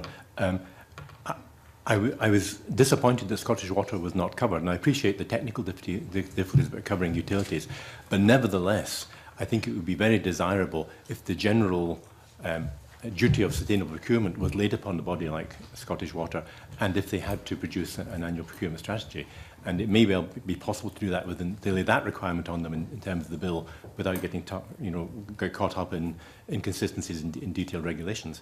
And the other class of body, I have in fact already mentioned it, is central purchasing bodies, and I'm not clear whether duty to a sustainable procurement duty and a duty to produce an annual strategy will be laid upon these bodies, but I would certainly recommend that it should be. Similarly, I was very disappointed Scottish Water wasn't in there, and in fact the answer that was given, which was very understandable, that it would be difficult and it could be covered by another procurement directive, actually was endemic throughout this, the answers that they gave you this morning on the bill, in that it was for the interest of simplicity and the interest of ease. And I quite see that when they're choosing the threshold levels, but there were too many things in which greater consultation was required, and that we should be addressing some of these things like Scottish Water. It will be no surprise to anyone around this table that although Scottish Water has one shareholder, in other words the Scottish Government, that in fact it is very highly privatised, and we are not getting the chances in Scotland of going for jobs and company research and development and company growth that we could have. So I would like to see it included in the bill. Anyone else? We don't think the SFT would be particularly strong. You know, we think probably it covers the main public bodies that do the bulk of the procurement that it can do. Okay, from a legal point of view, or? You'd have thought that the extending to Scottish Water is a possibility. I can only assume that the bill team has considered that and for whatever reason decided on a policy basis that it isn't to be preferred. But there is a point about simplicity. I think the test should be, can this be relatively simply enacted as a provision, as a requirement on a body? And if it could be simply done, what would be the benefit of that in terms of sustainability and social impact and effectiveness? But simplicity is not just about what the public sector has to do, it's also about simplicity for the contracting side of things as well. It's both of those things. Just to ask as well if panel of witnesses are broadly supportive of the introduction of the new regime for the below EU level procurement set out in the bill. Yes. Okay, that was straightforward. Further to that, what do you think will be the impact of those new thresholds on the bill on both the contracting authority and contractors? I'd like to start by saying that there are a number of authorities already looking to do a similar act, and they're finding it useful and successful in terms of achieving their aims. It's a corporate matter for other bodies if they find it difficult to do, but the gains over the piece should be attainable across all the public bodies if they're able to strategically identify their aims for procurements. Okay. Right. Oh, sorry, Yes, I think that it definitely is going to be more work for public authorities. There's no doubt about that. But as I've said, if we put in place standardisation, if there are pro formas, then this should take the sting out of this. For the private sector, I think it will lead to greater transparency and equality of treatment. And particularly again with their standardisation, if they can use the same kind of documents, it will help, definitely help. It also gives them a number of remedies, and maybe we can look at them later on. Right, Mary, if you go on, move on to part 2, general duties and procurement strategies. Thank you. I wanted to touch on the issue of sustainable procurement duty again, and I know witnesses earlier have made comment. Other witnesses may wish to add something further. But what will the impact of the introduction of the sustainable procurement duty have on procurement practice? Mm-hmm. Well, I felt in the way that the bill was written, it would probably have very little effect on sustainable procurement. There were, however, quite a number of ways in which sustainable procurement could be achieved in Scotland, where it is being achieved in other countries in Europe. Jim pointed to one of them first of all, which is the desirability of breaking up large projects into lots. This is done in many countries in Europe, and in some countries it's actually in their legal setting. For example, in Germany, that you break things down into lots. That means you're giving SMEs the chance to be not a subcontractor, but an actual main contractor.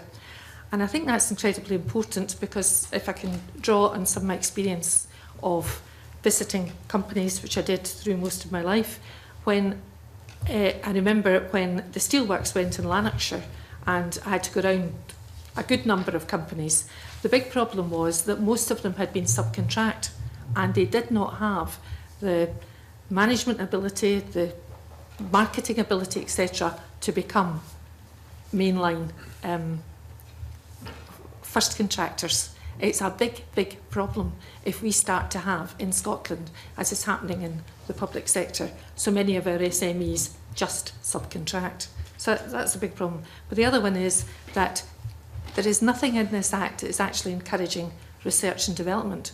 And we should be linking up this Act, as far as I can see, with some of our other, some of the other EU directives on research and development, which encourage, in fact, allow you to get out of the procurement directive because you're doing research and development which is not so well covered by it. So we could be encouraging many more companies in Scotland to be doing R&D. For example, bioenergy in schools did not need to go through this European directive at all.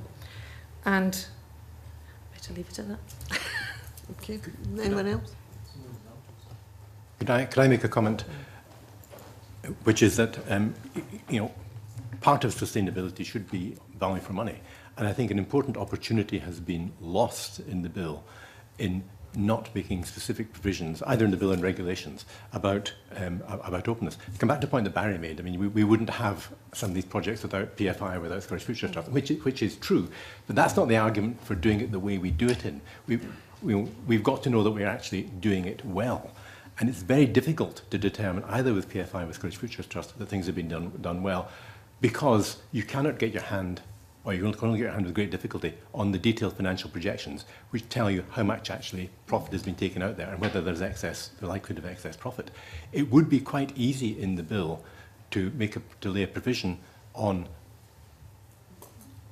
bodies commissioning large projects to say that part of the condition for letting the tender is that after a decent interval, say 18 months or 2 years, when there's no longer strong issues of commerciality and confidence, that the detailed financial projections available at the time of signing the contract should be made publicly available. That would do a vast amount for one to be able to see what is actually happening. We know a little bit about what's happening. We know, for example, that the introduction of Scottish Futures Trust did mean that some of the grotesque things that were happening under PFI by way of excess profits stopped. That was combed out. But from the couple of Scottish Futures Trust financial projections that have been able to get hold of and analyse, we see that other things are happening, like large initial balances available from the funding of from the borrowing when you built the asset. Then at the start of the service period, there's a large projected initial balance available, which is not necessarily a good thing or value for money for the public sector. So specific provisions and openness, which could be done and wouldn't harm anybody, would do a great deal towards improving value for money in the long term. Because that may be something that could be included in strategies and reporting, and I'll come on to that in a moment, but does anyone else want to comment? Briefly, briefly just to say, if this was done across the piece, it would effectively have quite a significant impact. That's a question for review and accountability scrutiny. Okay, thank you. Could I make two very quick points, which I think is really important? It was within the NPD programme, which is the additional investment programme, one of the programmes we manage,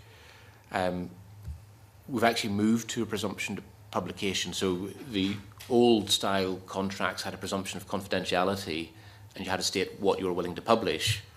We've actually turned that around and said, actually, the presumption is everything we publish, only what is it that is so confidential you can't publish, and there should really be very little, if anything, of that. So it's absolutely turned round on its head, and there is a time period of a small number of years that says that knowledge up until a point in time is a competitive advantage, but that competitive advantage lapse.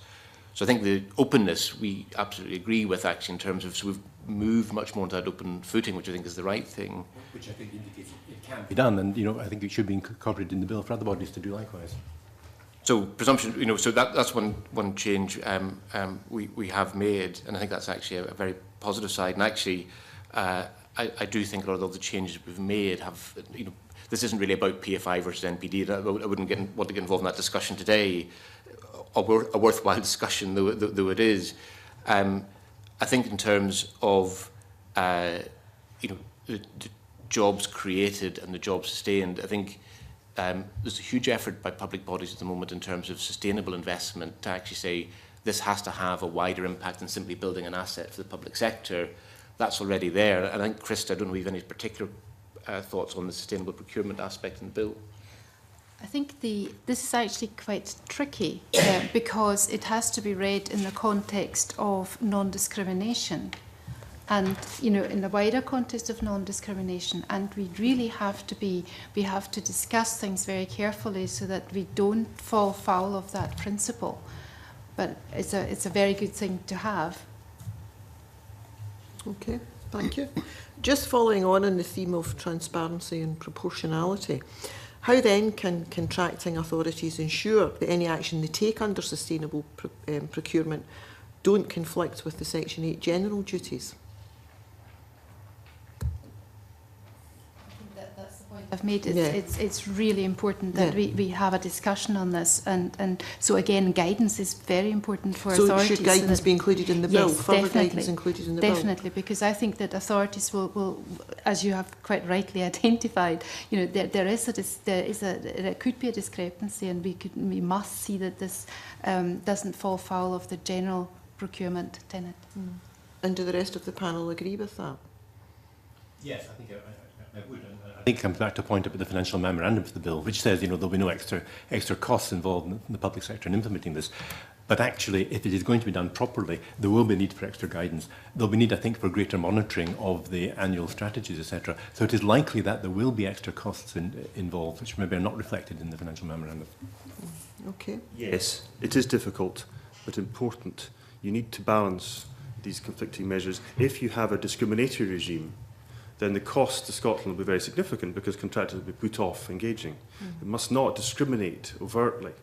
Bear in mind also the European reforms are likely to abolish a contract award by reference to price very shortly. There will be no more contract award evaluation on price. It will be a most economically advantageous tender only. We're moving towards a regime where these things are slightly more fluid, but it must be transparent. And it must be balanced. But that needs authorities to understand what they're trying to achieve with the procurement. And that needs to be thought through early. Okay. Can I say in that one that I think that last bit is so important. We were discussing, or you were discussing earlier on in the first session, I think it was you who brought out the point of training and how do you get a good person in procurement. Now actually in the last study that we did, going around quite a number of countries in Europe as to how they did their procurement, it was quite obvious that they did not have the tail wagging the dog. In other words, it was not the final procurement department that was determining an awful lot of the conditions on the product that was being procured. It was the initial department that needed the item that spent a lot of time on defining what it was that they wanted. And it's these definitions themselves that can determine really what competition there is out there at the end of the day.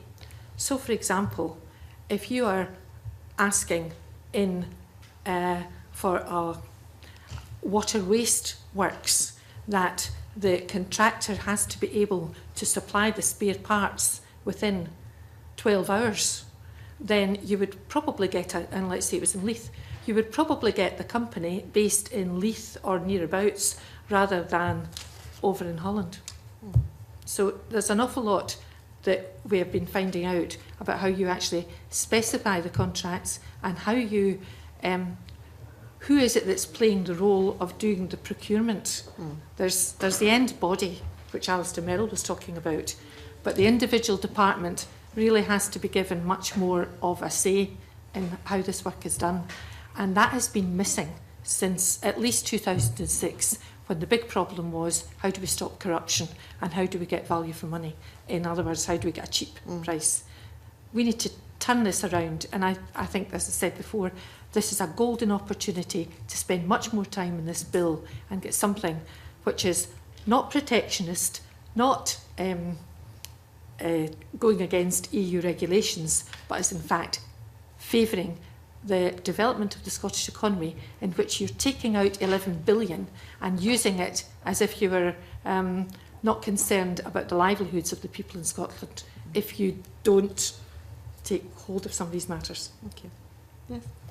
Briefly, to come back on that point, in relation to Robin Crawford's reconstruction procurement report is recently out. It mentions specifically the importance of design-led procurement and early thinking, the low relative cost of good design thinking compared to the outturned construction spend. In relative terms, it's a small amount of money. By analogy, the earlier you think about what you're trying to procure, look at the social approach, look at the impacts of it, and that work to be done by the client body, helps the procuring officers to do a clean procurement. But crucially, it would also comply specifically with the draft bill section 9.2 that it should only be matters relevant to what is being procured, which is obviously essential. At the end of the day, that's also a matter of good governance.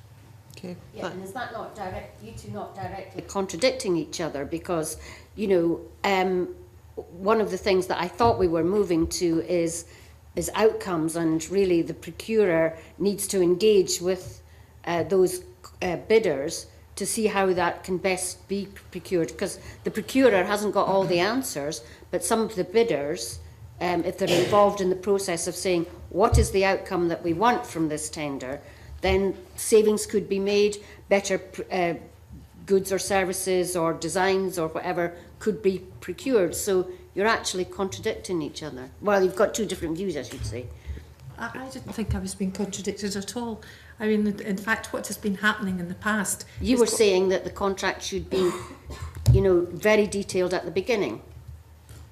Very detailed in what the people actually want. But of course, you're then going to be open to the supplier, to his views or her views on how best they can meet what it is that you want. What we don't want is that the project is mostly being determined by the availability of finance and by large multinationals who are coming in and determining from the supply side what it is that they can deliver. So you end up with the Royal Edinburgh and Fibbury rather than something that actually matches the needs of the people in Lothian. I don't think anything that Margaret was saying was inconsistent with the possibility of sort of pre-competitive dialogue with potential tenderers, which, you know, where you can bring on board ideas coming from industry and working out the specification which will actually eventually go out. It's about clarity, not detail. It's about being clear at the outset strategically what is required. That might be done in an alarmingly small paragraph in some respects, engaging with the contractors where appropriate to find a better market-led solution, may be appropriate in some circumstances and not in others. It's a matter of horses for courses, but the authority needs to think at the outset what it wants to achieve. Okay, Barry. Just pick up on a couple of points. I'd like to absolutely agree with Margaret that cheapest price and value for money is very different, and I think that's something absolutely, so, you know, do agree with that absolutely indeed. Margaret and Jim earlier talked about breaking down contracts, and I'm not certain that would, well, if that was to be an approach that people wanted to adopt, the capability in the public sector would have to change enormously. Now, in Amsterdam, they procured a waste plant, a waste treatment works, but in a whole lot of small contracts, the municipality acting as the integrator, and it went way over budget because they couldn't manage the interfaces. So if you want to break it down into smaller works packages and act as integrator, the capability in the public sector would have to change enormously, and that could never happen very quickly. So that's just a, you know, we actually do rely on main contractors to integrate, and that's been a long-standing part of public sector procurement, and actually private sector procurement for that matter as well. So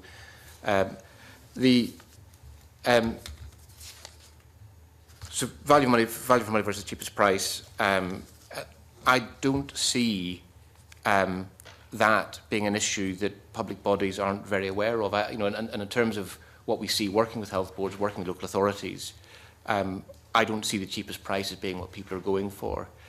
And if anybody had seen the recently opened Lasswade or Eastwood High schools, the quality of those schools is absolutely fantastic. And one of the quandaries in looking at that is you could say those schools were built by a Dutch company because BAM Construction is headquartered in the Netherlands, but BAM bought a Scottish-based company and actually is a huge investor in training and development of staff in Scotland, has been a long-term committed player in the UK and Scottish construction market.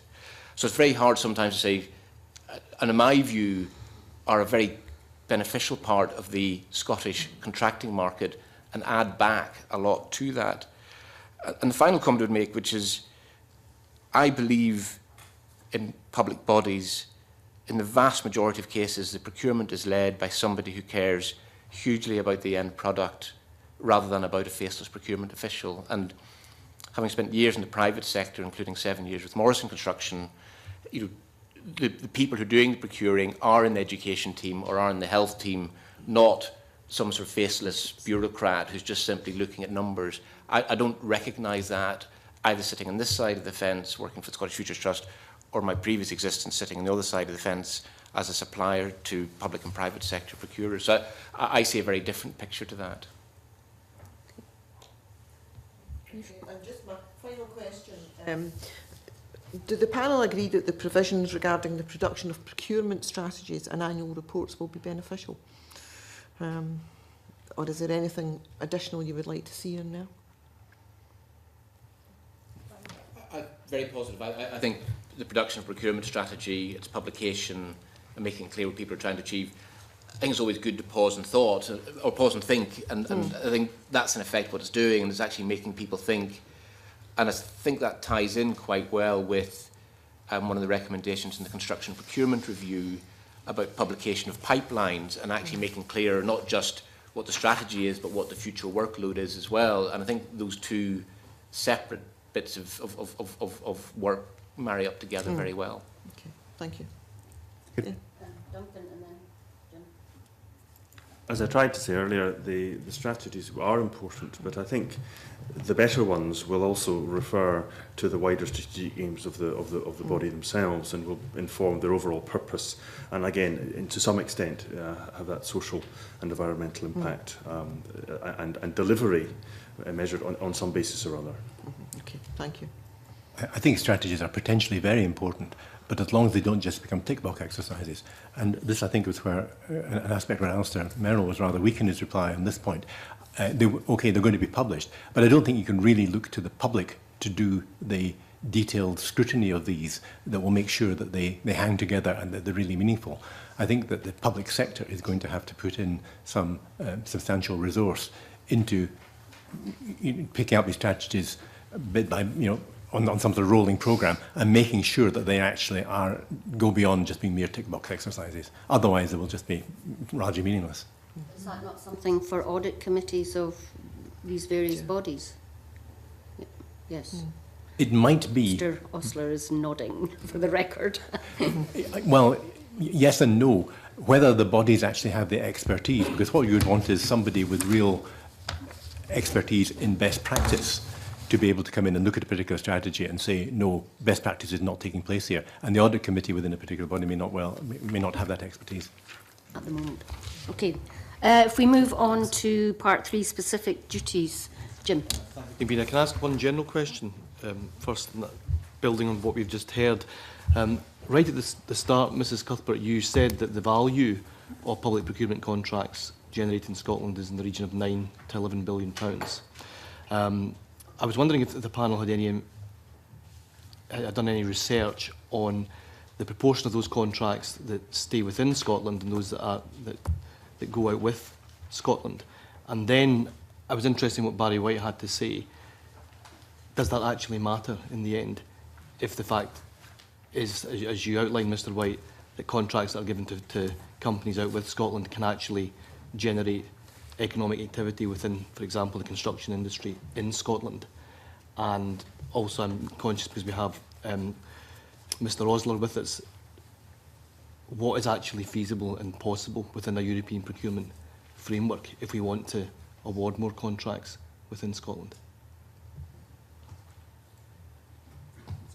So on that last point, the introductory remarks for the European Procurement Directive that's going through the Parliament now, many years ago now, talked about what's called strategic procurement as an aim.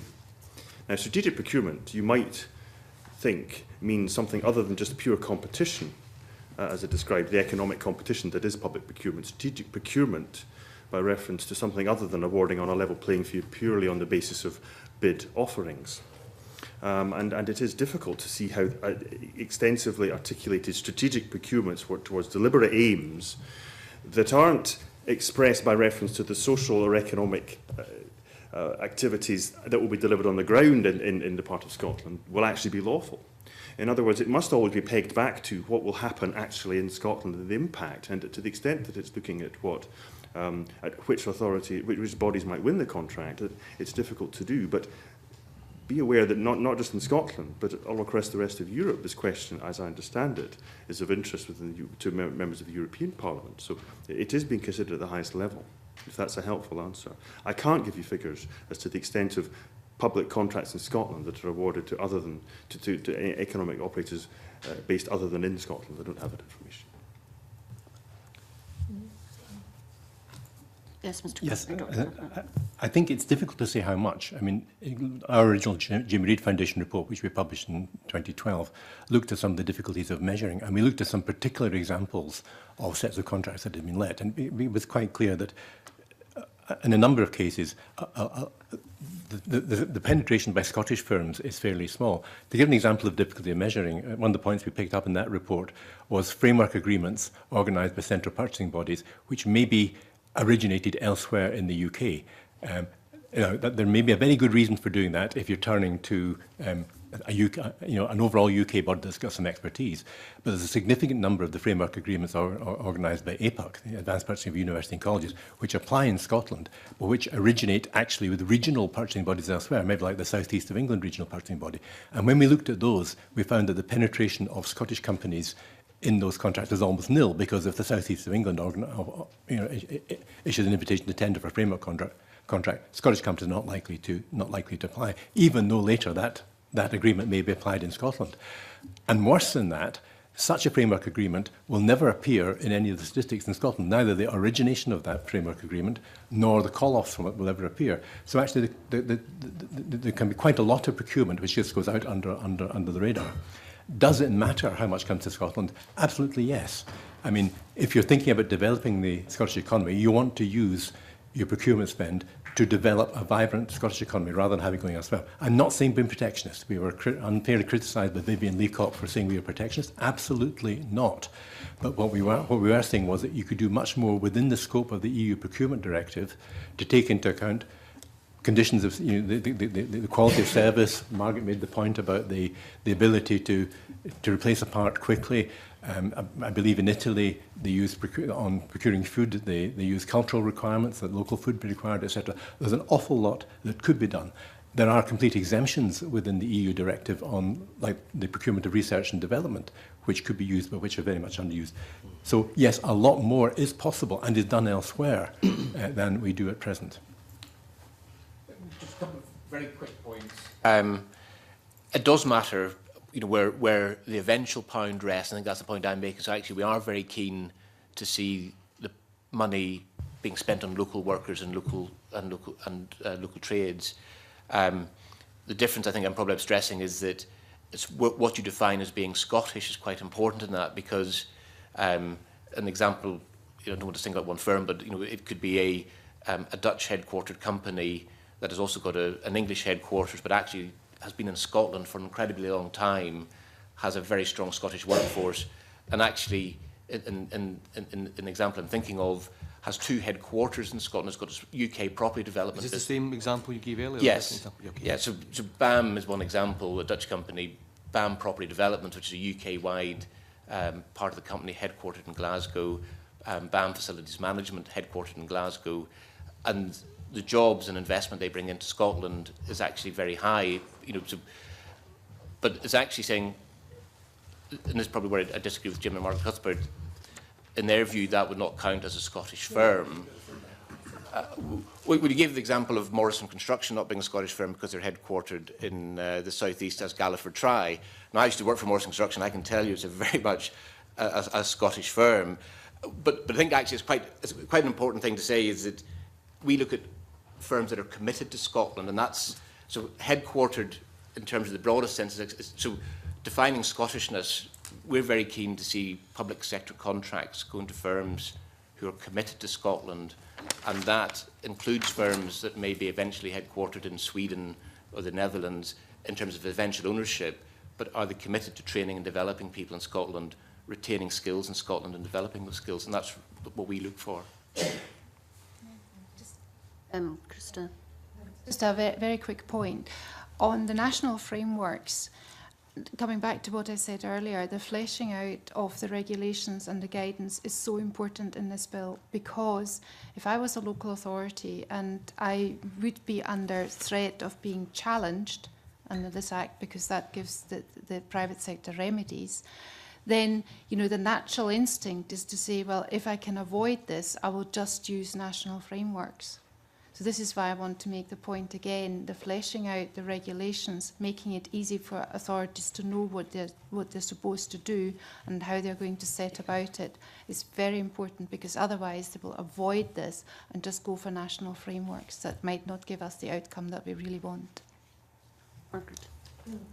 Well, the first question that was asked, if I can respond to it, about how much actually stays in Scotland, Jim's already pointed out the the problem we have with framework programmes, but the public contracts database is inadequate. It's extremely good for the purpose that it was set up for, of matching demand to supply. It is not good as a database because of things that are in it or are not in it. So, for example, when the team gave that 43% of spend goes to SMEs in Scotland, the point comes out, Barry has just brought in, as to what is an SME. So I think it was 43% went to SMEs. Now we tried to find out how much money went to Scotland. And we were told that, in fact, a good bit of that went to Scotland. But then came the problem of definition of what is a Scottish SME. And a Scottish SME, as far as I can gather, could be a small business of 2 people who are merely here carpet bagging. Now, it's going to be very, very difficult to work out what should or should not be regarded as a Scottish SME. The point that Barry raised over Morrison's was I actually happened to have looked at the board members of Galliford Try, and there was no Scottish representative in it. And that was the point that I made. How can one then regard a company which has no Scottish representation in its board as being necessarily looking after all of Scotland's interests? But that apart, which is the point that was made on, everybody has different views on a Scottish business, but our database is not adequate to be able to determine the point that you were interested in, and nor are our definitions of what would be Scottish. Here, I would like to move on to community benefit, if I could. The community benefit requirements of the bill stipulate that they should apply to all contracts above £4 million. I'd like to know whether the panel think that that's an appropriate threshold. I'd also like your views on whether you broadly agree with the Bill's provisions on community benefit and whether you see any particular strengths or weaknesses, and if weaknesses, how those would be strengthened. How we would strengthen the provisions of the Bill. So do you think the £4 million threshold is appropriate, and community benefit, what are the strengths and weaknesses of the current provisions? I'd make a couple of... First of all, for instance, in the NPD programme, we're already, as saying, if you want to get funding for the NPD programme, you have to have community benefits clauses in your contract. So I think the £4 million threshold is close to what the EU procurement threshold is, and I would say it's a reasonably sensible sort of level. I think beneath 4 million, a lot of it happens automatically anyway, because for £4 million projects, the degree of travel that people would do is probably much less. So in terms of community benefits, it does put a burden on the main contractor to comply, and on those larger projects, that can be sustained by that administrative and support effort can be sustained more easily. So I absolutely agree, and I think the threshold is about right. And without incurring the wrath of the convener, I'd just like Margaret to congratulate Ken Gillespie on being promoted to the Galliford Try board as a resident. Thank you. I'm glad my words have might this have been due to my intervention. Well, he may well thank you someday for that. So. Duncan? The report that must be, sorry, the strategy that must be provided, it does specifically include a component on community benefits. The report doesn't necessarily say that that must be reported on subsequently. You might wish to link that up, but effectively it's a sensible level in terms of, I would have thought. Any lower, and it's a burden which needs to be thought about, because you don't want too many additional requirements on authorities. Okay.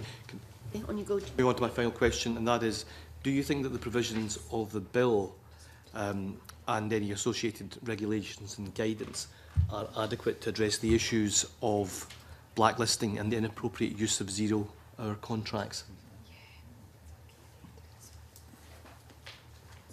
I'm conscious that we won't have seen the actual guidance and regulations yet, but I think without seeing the guidance, you can't be certain, because there is, and there's a general principle, I think, that sits behind that response, in that if you take things like, there's a range of measures in which people may be prevented from working, so it could be for convictions or it could be for unsatisfactory performance.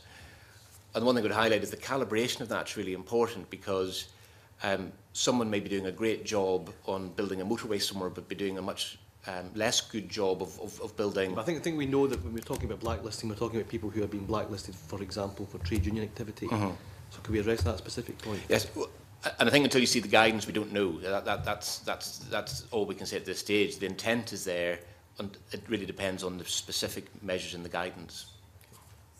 And zero-hour contracts?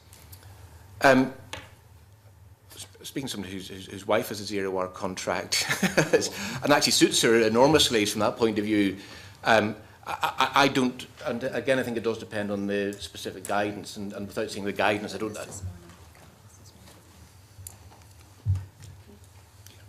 Can I ask on the community matter?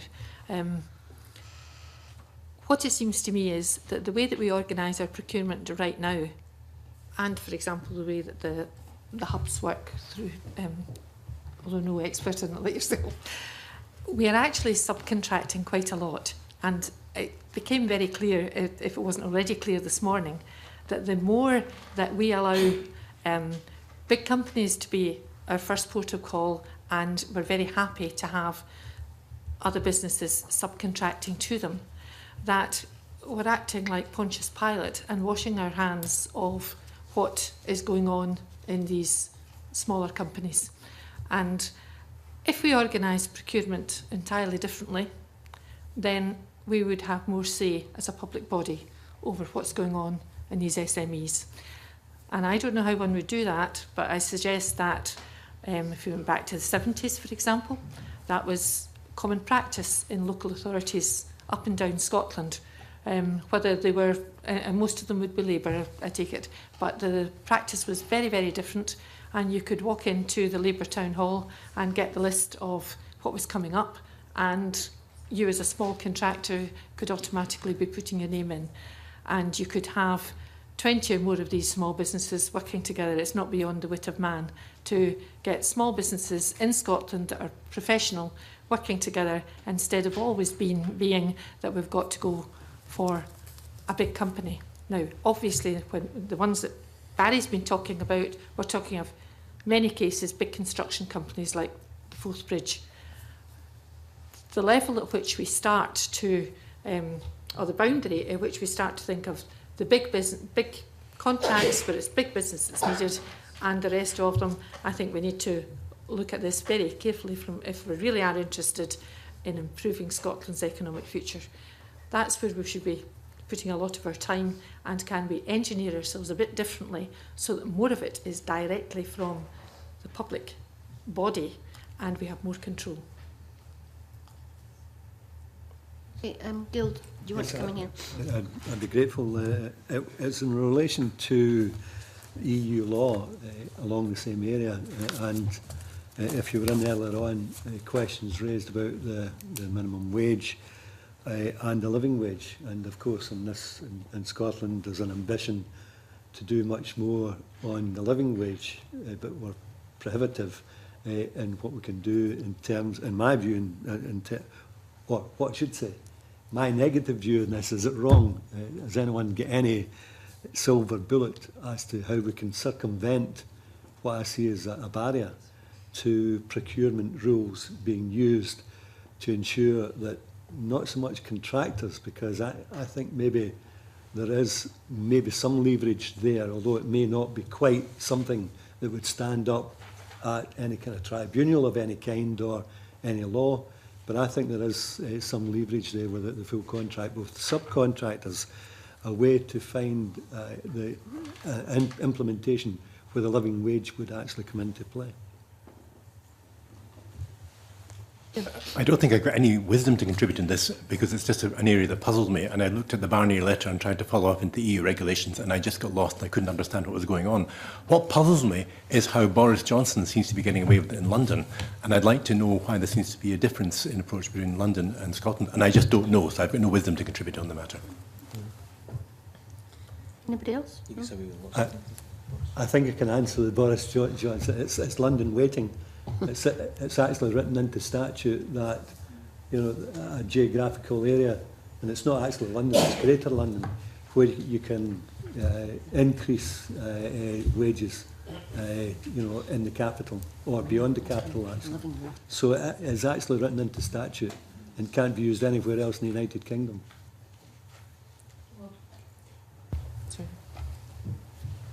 Again, I would say that I understand that the European Parliament discussions on finalising the European procurement reforms focused quite a number of elected MEPs focused on this issue, and a lot of discussions on how cross-border terms and conditions and these matters would be dealt with. This is not just a Scottish matter, is what I would say on this, and I don't have any silver bullets.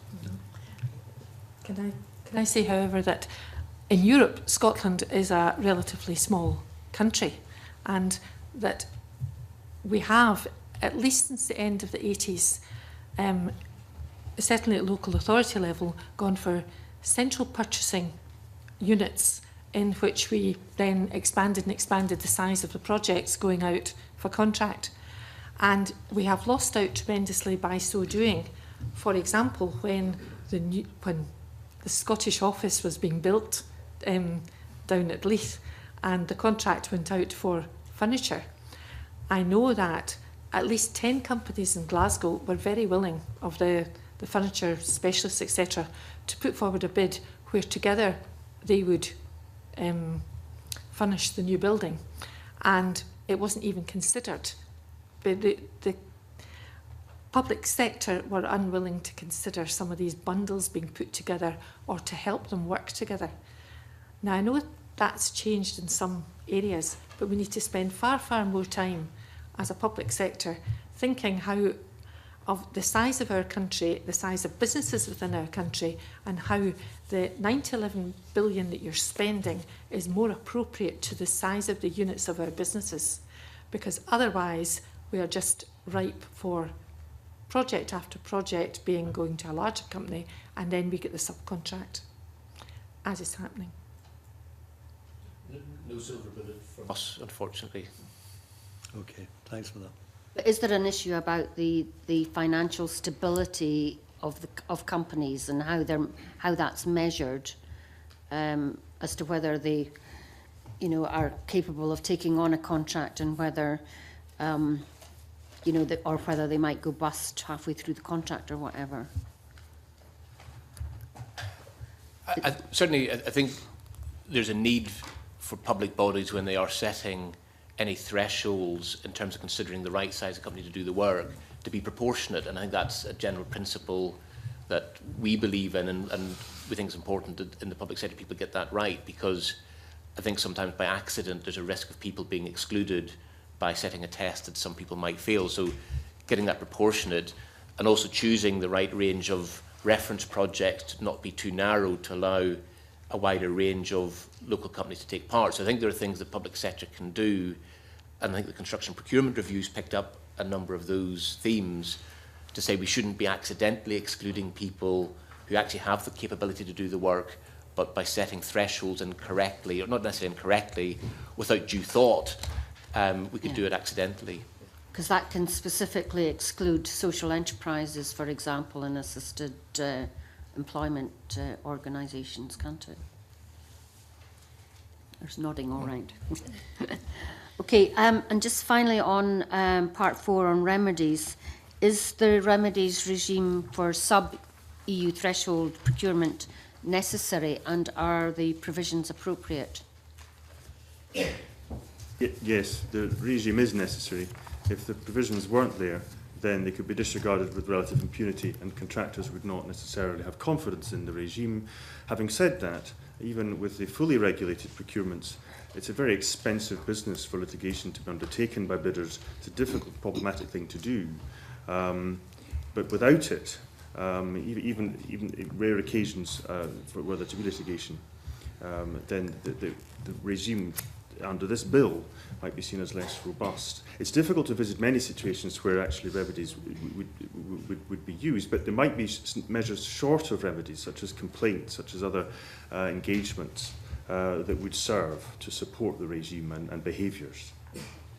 And in terms of the question I asked in the previous session about the length of time, the 30 days, and whether that was appropriate or not, in your experience, where companies want to question the award of a tender, is that appropriate, that length of time? Or it is it is a short period. It's very difficult for people to bring, for bidders to bring challenges in that short period. As to whether or not there's a large number of bidders who bring proceedings to preserve their rights before the time it expires, I suggest that there's not been a lot of that, simply because of the very high cost involved in Scotland of raising such proceedings. Down south in England, because of different litigation procedures, it might be something, there are more of those. But in Scotland there are less proceedings, because it's a very significant step to take, as well as reputationally, to bring legal proceedings, because potentially you might have significant costs as the party bringing those proceedings. could you maybe give us a brief paper on why it's cost so much more in Scotland than, I mean, don't go into it now, but I could follow up with, yes. Yeah, okay. Krista, do you want to come in? I feel that I'm making the same point over and over again, but perhaps it's also, again, worth making in the context of this, particularly when we come to the exclusions and regulations that the ministers are going to provide, and you know what is meant, how people can exclude certain tenderers. Now, tenderers might want to challenge things if they are not very clear. So again, clear guidances, clear regulations are needed, and they will probably are more likely to challenge if it means loss of reputation, because if you're excluded, it will get round that you've been excluded for a certain thing, and they might want to challenge that much more. But sometimes, if you look at the list of challengeable actions, for example, it includes section 24, and that is guidance. Now, it's, you know, if the guidance isn't specific, then, you know, how it's easier to challenge, more difficult to challenge, but, you know, you have to sort of look at what is an actionable breach. Okay. Margaret, I think it was you that mentioned Germany breaking down contracts. Has any work been done to find out whether breaking down contracts into smaller bundles adds cost, and if so, how much does it add to the cost? And my final question, if nobody else has any, is there evidence that in terms of the EU regulations and directives, etc., that some countries sail closer to the wind in terms of the regulations than others, and if so, can we have examples? Yes, if I can answer the second one first. We don't sail close to the wind at all. We're very risk averse in Scotland, and that's quite obvious from what we've seen in Europe. The challenges going on all the time for other countries, and it does make you think, if you have such a huge impact on the Scottish economy, between 9 and 11 billion, then are you actually disrupting the Scottish economy by being so risk averse in what you're doing? So that's the first one. There is evidence that we're not anything like challenging the way that we could be and be taken up to this. I've heard that Wales sails close to the wind. Is that correct or not in their procurement? Wales does sail close to the wind, yes, yes. But sorry, what was the first point you made? It was about, you know, how much additional cost if you have small bundles. Yes, yes. Breaking down contracts on that particular one, we do know that if you're going to try and get research and development projects going, there will be upfront costs. But look at the potential that you've got for the future of actually establishing very, very important building bricks in Scotland for the longer term. And that's another thing that we would like procurement, a different way of looking at procurement, instead of thinking of the way we're doing just now, like putting up a bridge, it's the value added, etc. If we could do a bit more work on, okay, the costs of having smaller companies involved, but what might be the potential long-term return? And the government should be a risk taker in this, I would have thought. Jim? Yes, and if I could just make a quick comment on that. I don't think it should be assumed that small contracts necessarily are always dearer. And there's certainly some people, e.g. in the publishing business, who hold strongly to the view that the existing large contracts add costs, and that if things are broken down and needs are supplied by especially small suppliers who cannot tender for the large contracts, then things would actually be a good deal cheaper. And in the area of very large contracts, we came across an internal presentation in a major construction company in relation to PFI, where the managing director was telling his troops that PFI was a jolly good thing because tender costs and complexity on these large contracts restrict competition. So we've got very large contracts, you can in fact have the opposite effect of restricted competition and ultimately higher cost. So, you know, it's not purely one way. It's not purely the case that small contracts necessarily mean higher costs. It can go the other way as well. Duncan. The public procurement rules do not tell authorities what they should buy. The European rules simply set means whereby, depending on what you wish to buy, this is how you should go about procuring them. The real focus, I think, should be on how you decide more clearly what it is you want to purchase and the social impact of all of that. The purpose of the regime at European level, like it or not, is transparency, but the result of transparency is, in economic terms, as I understand, is meant to be fairness, a regime of fairness, so people can compete fairly for contracts, and overall that tends to create competitive pressure to drive down prices and drive up the quality of proposals. That's the architecture you work within. I suggest focus on what it is that's to be purchased and the aim strategically in terms of social, economic and sustainable outputs is something which, if authorities focus on individually and you interrogate their strategies and the reporting, that you may find over time that you get benefits. And I know that in terms of the specific measures that other countries do, that this is looked at by government and other bodies who are keen also to ensure that we have effective procurement. Thanks, Mark. Did you have a final question? Yeah, just a brief point on whether we are risk averse or not, and to go back to the living wage, do you think that the Scottish Government's has been too risk averse, and in writing to the Commission and asking if it's possible to implement the living wage, if the Scottish Government could have taken an alternative approach and simply declared that the policy of the Government and Parliament was in public procurement that a living wage policy should be within that bill, and simply ask the Commission how we do it rather than if we have permission to do it. On a similar basis, I would think, as a government have gone down on minimum unit pricing on alcohol, and think we could be much further forward if the government had been less risk averse and more aggressive in pursuing that policy.